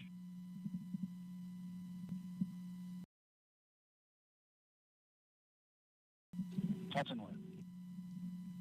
All right, the spacecraft is running completely on its own now, and they are configuring ordnance for launch. That means the devices that initiate our separation events are ready to support both nominal and contingency operations that, that happen or could happen during ascent.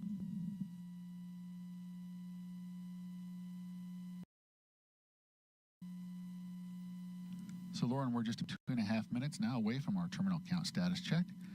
The terminal count status check is the final report from each operator indicating that their system, whether it be a ground control system or a launch vehicle system, is ready to execute the final 4 minutes of the countdown to launching the rocket. At this point, if there were an issue, the anomaly team would be discussing it, but nothing like that has happened right now. All's quiet. I am expecting to hear all members of the team report go, pulled by Chief Launch Conductor Doug Lee.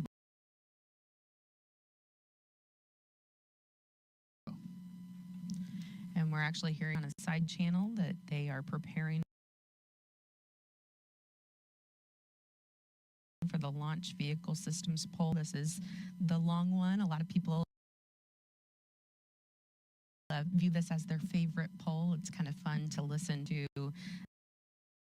them list off each system, and then that team will give a final go or no go for launch.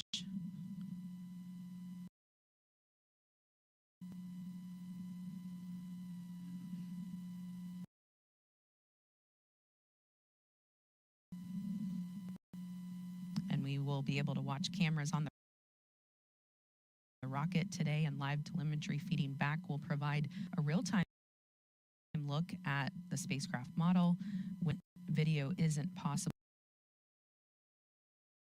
during the ascent as it moves through the dynamic phases.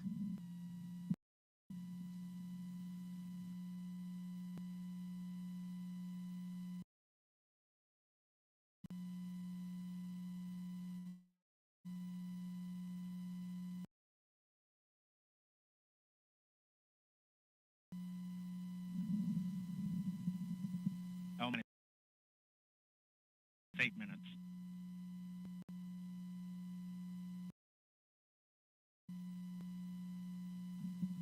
Under 8 minutes before Butch and Sunny head back to a place they consider home. Both of them have spent 2 different stints of about 6 months on the International Space Station, and they are thrilled to be going back for a 3rd time.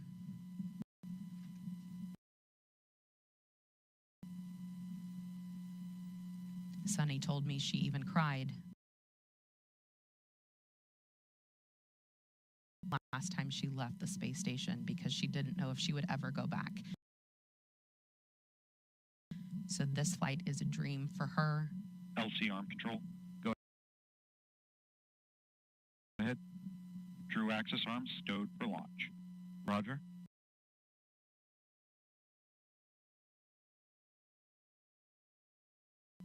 LC switch to ready position.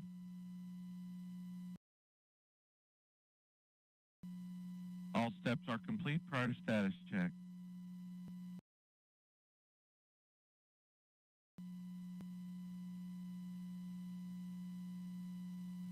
Let's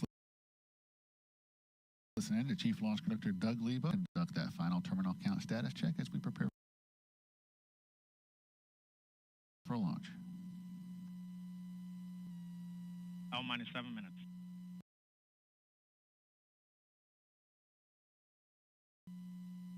Status check to proceed with terminal count. Atlas Systems, propulsion. Go. Hydraulics. Go. Pneumatics. Go. LO2. Go. Water. Go. Centaur Systems, propulsion. Pneumatics. Go. LO2. Go. LH2. Go. Has gas. Go. Electrical systems. Airborne. Go. Ground. Go. Facility. Go. RFFTS. Go. Flight control. Go. GCQ. Go. Op support. Go. Com. Go. Umbilicals. Go. Arm control. Go. ECS. Go. Redline monitor. Go. Quality. Go. Up. Manager. Go. ULA safety officer. Go. Vehicle system engineer. Go. Anomaly chief. Go. Coordinator.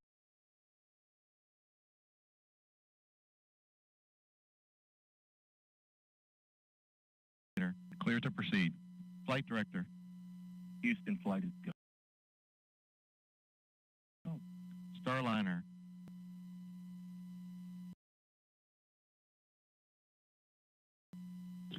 Starliner, go.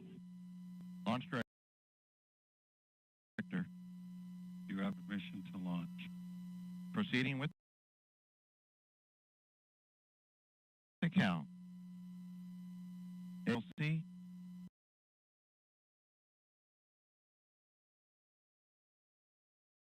Verify T0 is set. 14:52:15 Zulu. Verified.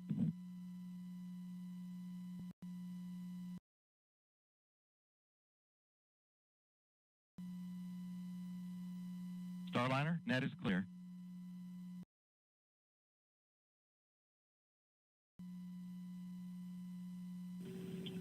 Thank you, LC. For everybody listening, just a thought.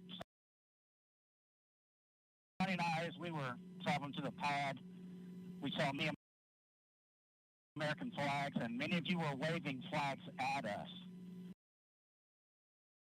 And then as we reached the pad, we look up, and of course there's that American flag on the side of the white room. Also one on the side of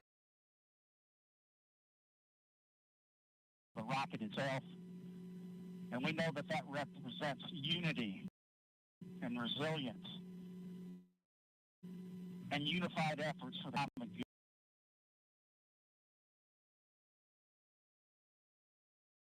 good. And that's what Sonny and I have witnessed this last month. Each of you displaying what this nation's forefathers envisioned, a people committed to God, family, and country, a people who use their gifts and talents for the common good, and are passionate and tough.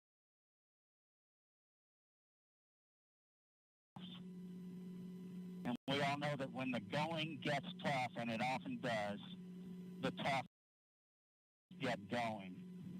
And you have. And Sonny and I are honored to share this dream of sea flight with each and every one of you. So with that, see, let's get going. Now let's put some fire in this rocket. Let's push it to the heavens where all these tough Americans have prepared it to be. Let's go, Calypso. Take us to space and back. LC flight, Starliner configured for terminal count. On my mark, the time will be T-minus 4 minutes and count. 3, 2, 1. Mark.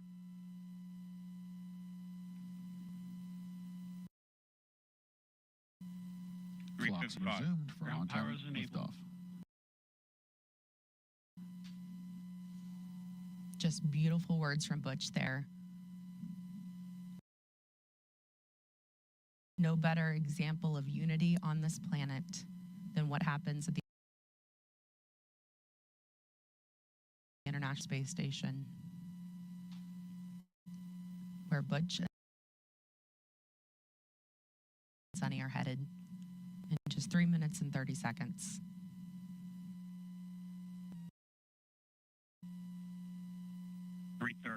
Atlas hydraulics at flight crash.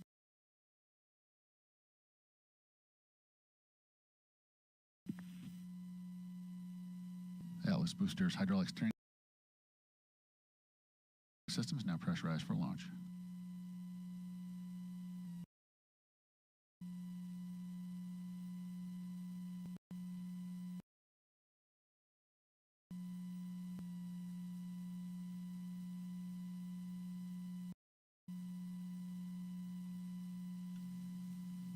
Starliner LAS prop valves are configured for launch. The propulsion valves that to be open in the case of an abort from the pad. 3 minutes. Pressurizing Atlas sinks.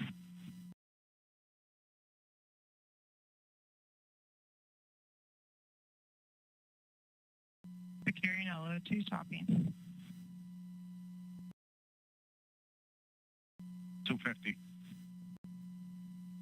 FTS internal.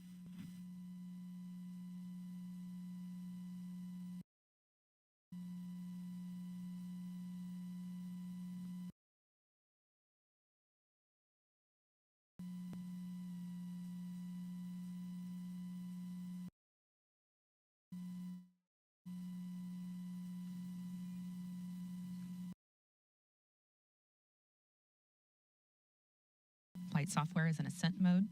It is now set for the uphill climb.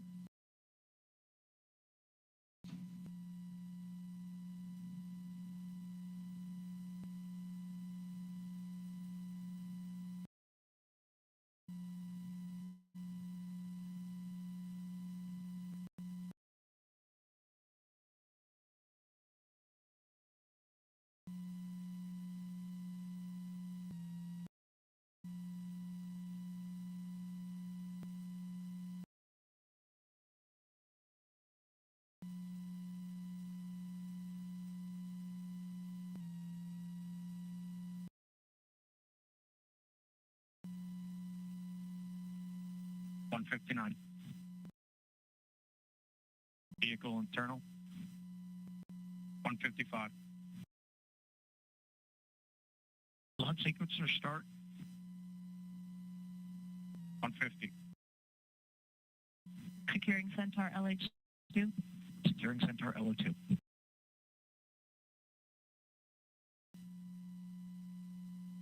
Vehicle is now transferred to its onboard batteries, and topping is 140. completed. Launch enabled. 137. FTS armed.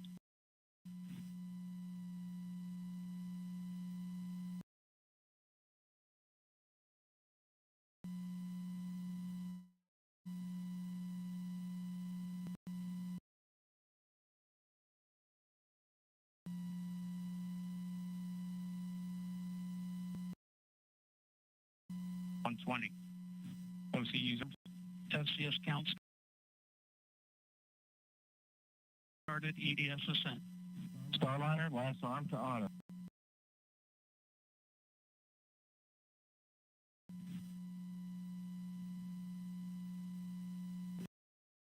Last arm auto.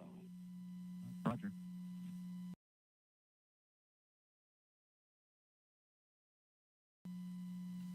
That call meaning if the emergency detection system on Atlas detects something. Rock report range status. Range green. 54. POP started.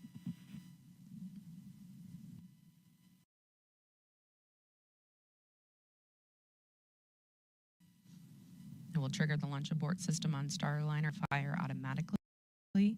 If that happened, the spacecraft would push itself away from the rocket a mile up and a mile out. Atlas at flight press.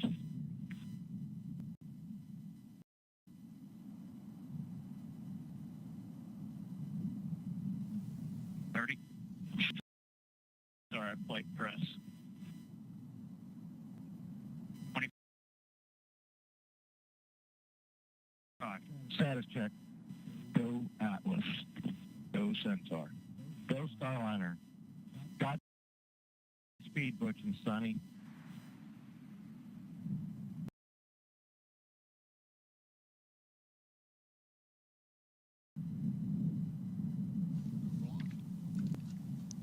Ten, 9, 8, 7, 6, 5, 4, 3, 2, 1.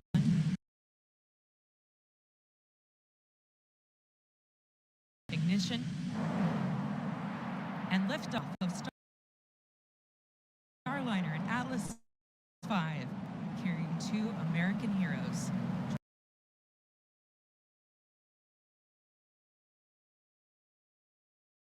Final line to the stars for all of us.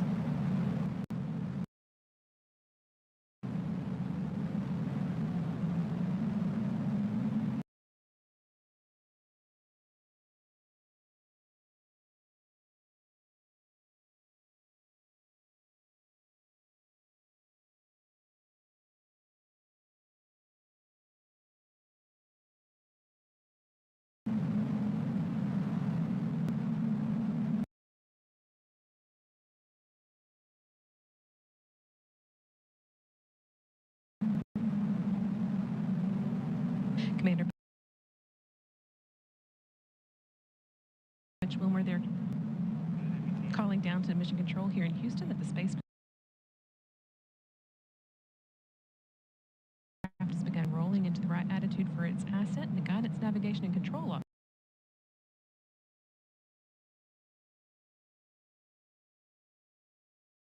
officer here in the room, seeing good data on that.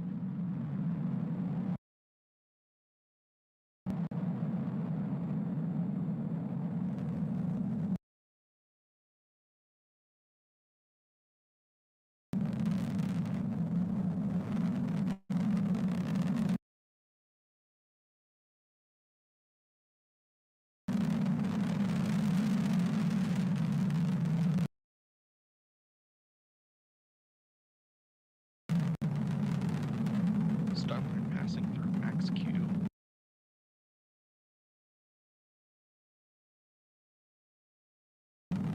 Or the point of maximum dynamic pressure where the force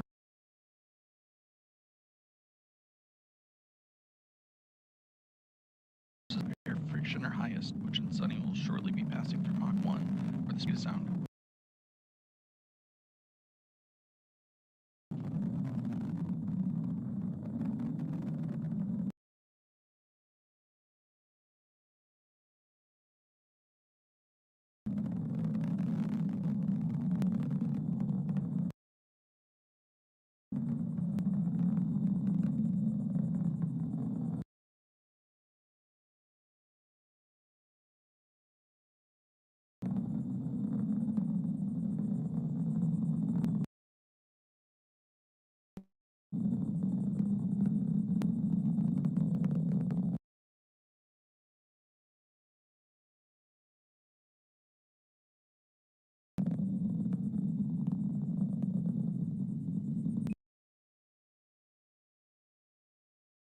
You got a good throttle up.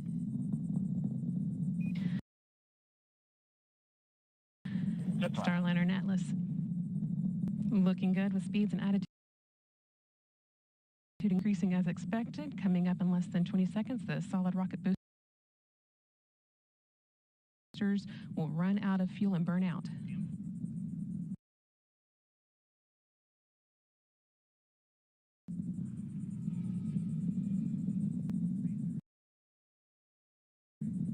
Good SRB. Good SRB.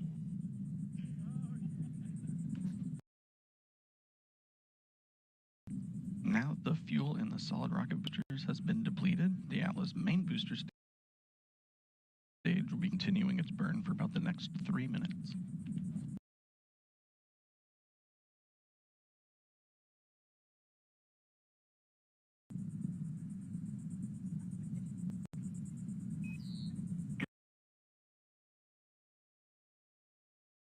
Good handle.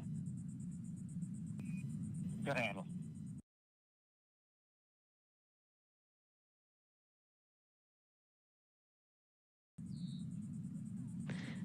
That call, good handle from Capcom Joshua Kudrick, indicating that the crew now has the ability to initiate an abort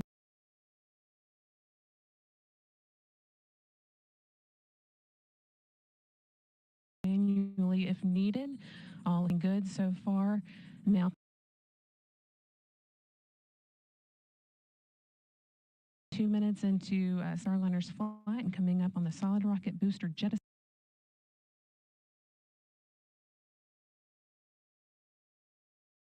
at the 2-minute and 40-second mark.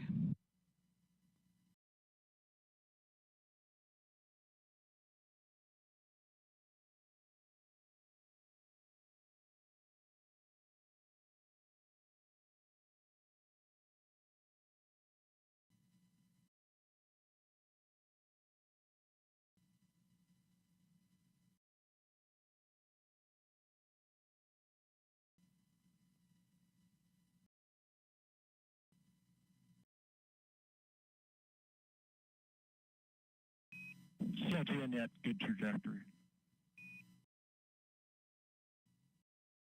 CLG.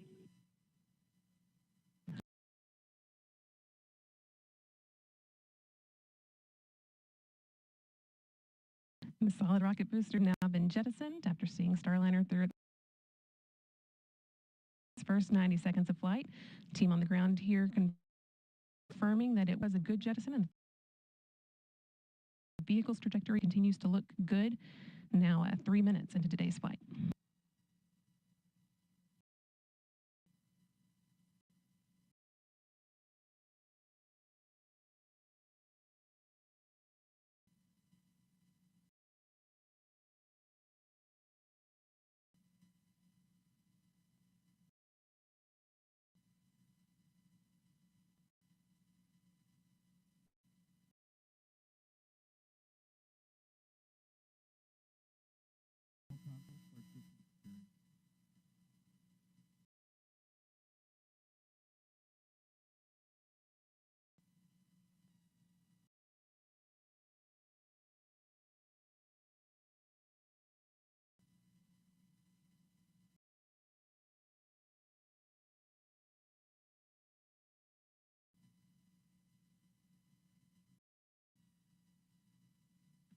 Atlas booster now throttling back to limit the G-forces on Butch and Sunny, trying to limit that to around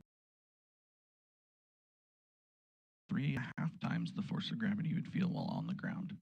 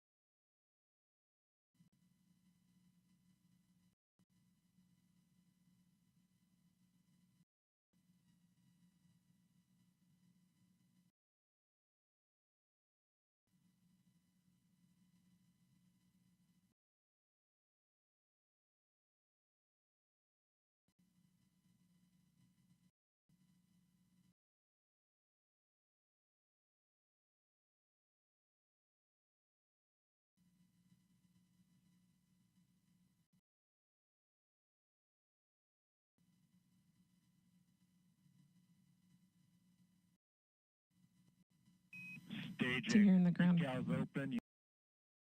You have sublimator Decal sub-act. Decal.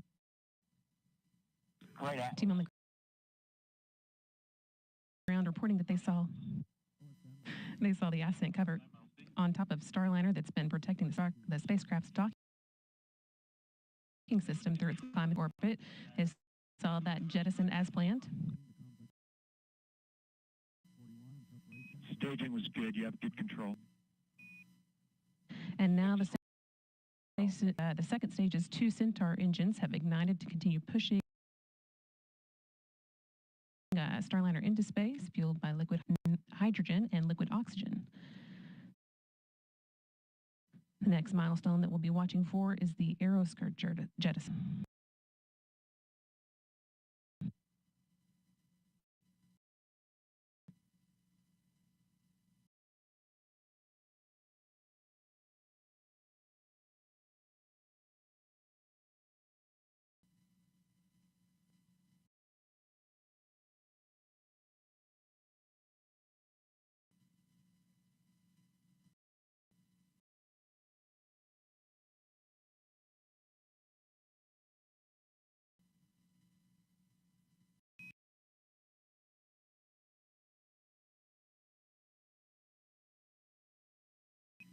Starliner, you had good booster performance. You're up to plus 31.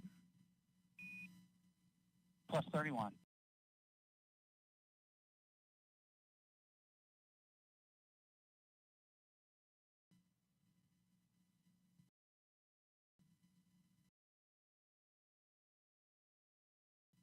Atlas Control reporting booster performance offset of 31 seconds of ISP, or specific impulse, relative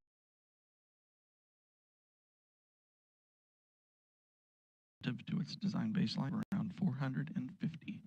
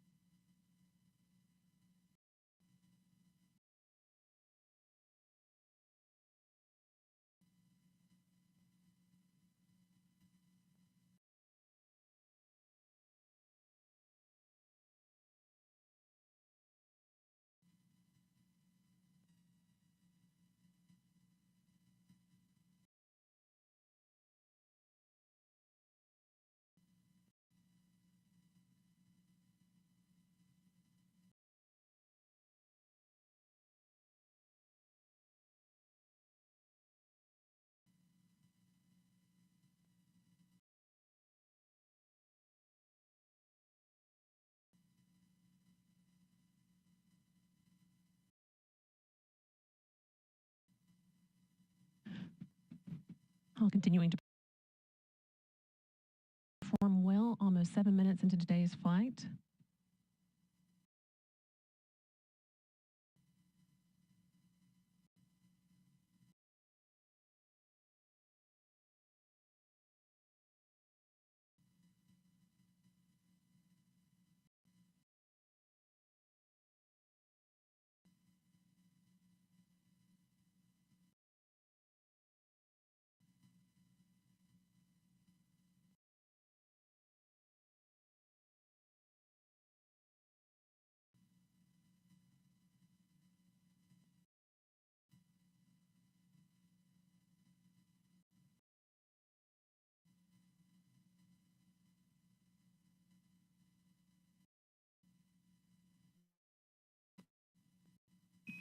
Good center.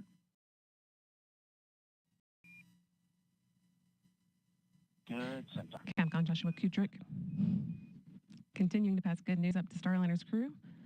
At last one reporting that the Centaur upper stage remains in good condition and is performing well, pushing them into orbit.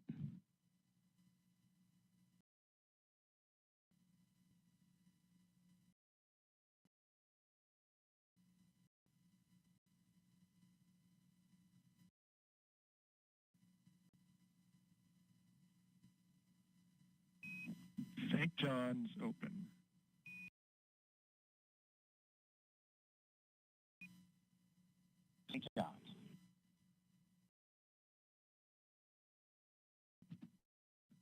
Starliner is now entering its first guided abort range, where Starliner would direct itself towards a specific location in the event of abort. In this case, just off the coast of St. John's, the capital of the Canadian province of Newfoundland and Labrador.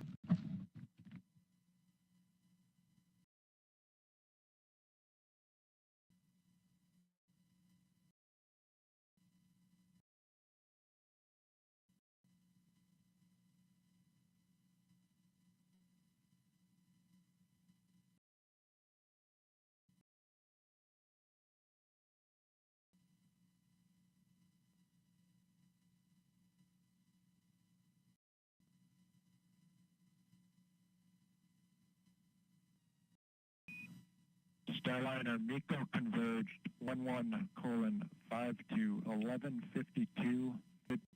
Perf, you're at 34 to 36 seconds.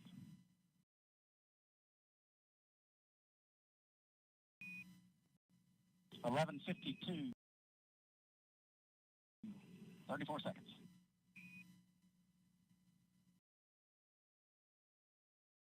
That call letting the crew know that the main and cutoff, MECO, should happen just about on time, about 12 minutes into today's flight. Another good indication that Starliner's ascent is taking along exactly as expected. Main engine cutoff is a major milestone marking Starliner's arrival on orbit.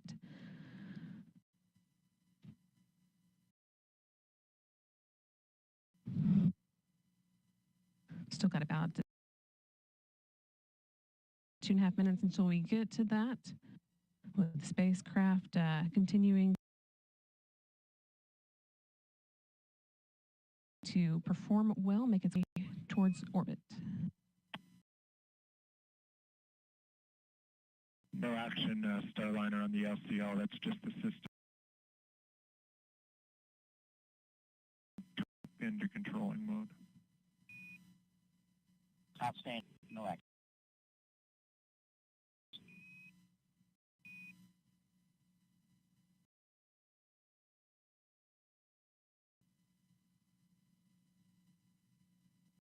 Once the main engine is cut off, the next step will be the launch separation. That's set to occur just short of 15 minutes after launch, when Starliner will separate from the rocket and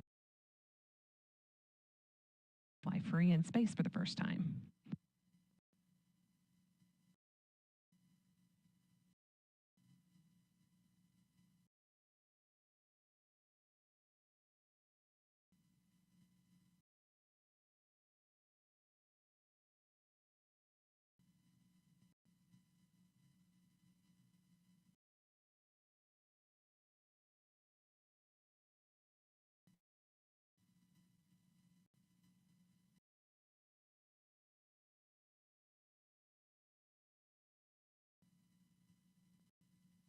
Flight Dynamics officer reporting that at this point, Starliner could potentially make an abort landing off the coast of Ireland.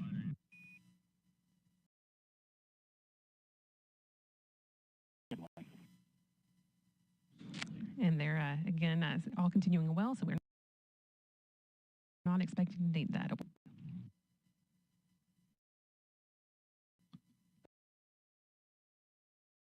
As Starliner is rapidly approaching orbital velocity, the support region is only available for just over 1 minute, where Starliner would just continue up to orbit after that.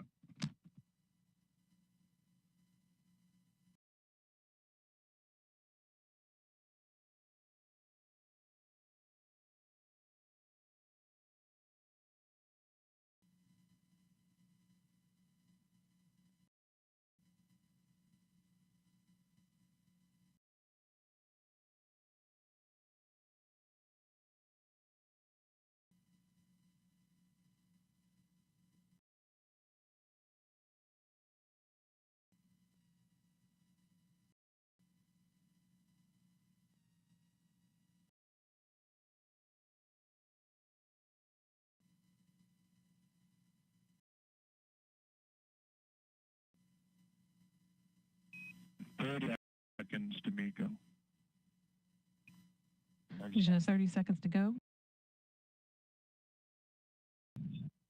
Now until main engine cutoff, marking Starliner's arrival on orbit.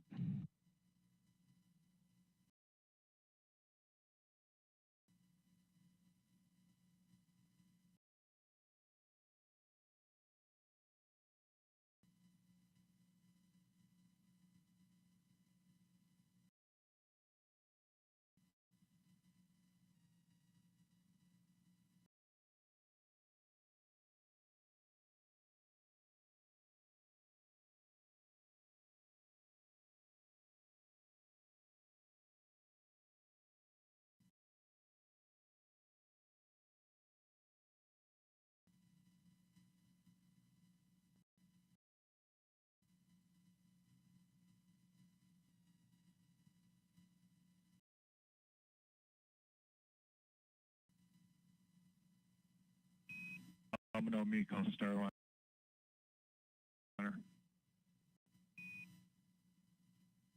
Domino Miko.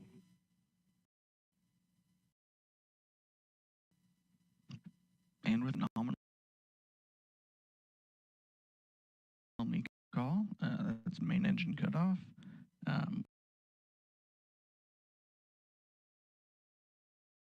We've got good energy, meaning a good velocity for continuing to orbit, and a good plane, meaning Starliner trajectory is aligned with the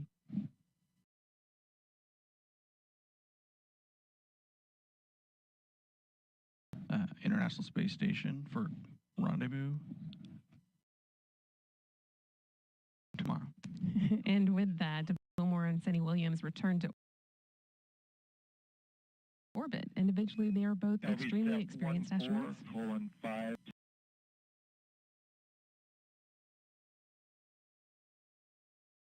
to 14:52.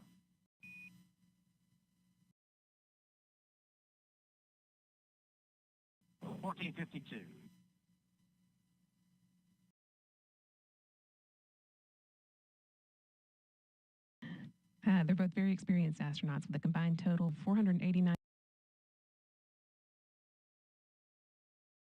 days in space between them. Starliner is also the third spacecraft that they've launched in. Both have traveled to the International Space Station via space shuttles and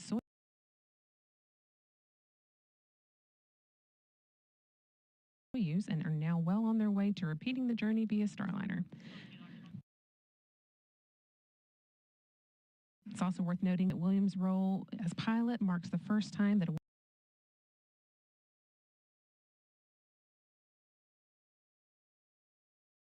woman has crewed a flight test of an orbital spacecraft. Just a few seconds ago, you heard Capcom Joshua Kutter calling up to Butch and Sunny.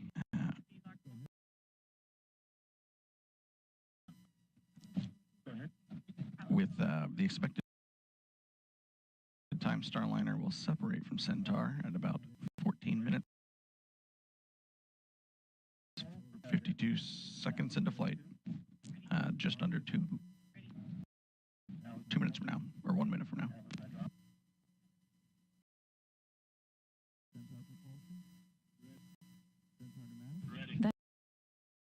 That is actually the last major milestone for Starliner's ascent. All the hard work is done, but we need for Starliner to be flying on its own before it can begin heading towards the International Space Station. There's a slight pause in the action here while Centaur repressurizes and does some attitude control. We'll get into the right orientation, send Centaur on its way, and then jettison it and move into the right orientation for the orbital insertion burn, which will come about 31 minutes into flight.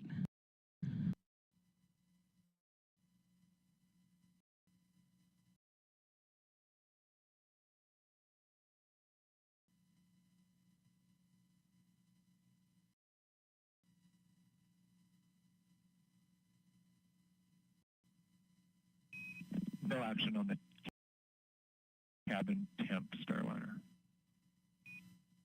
No action.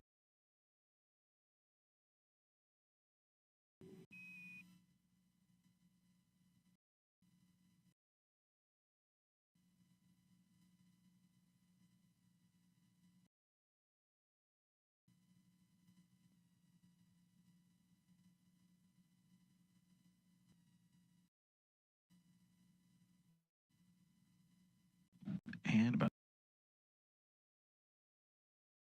seconds until an expected launch vehicle separation.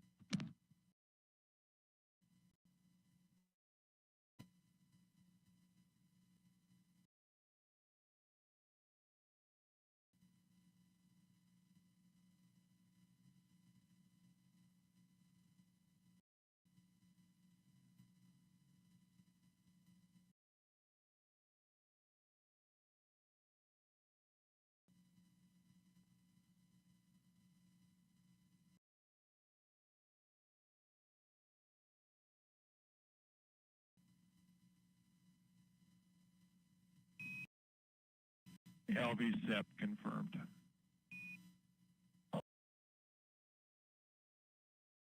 Good LV-SEP.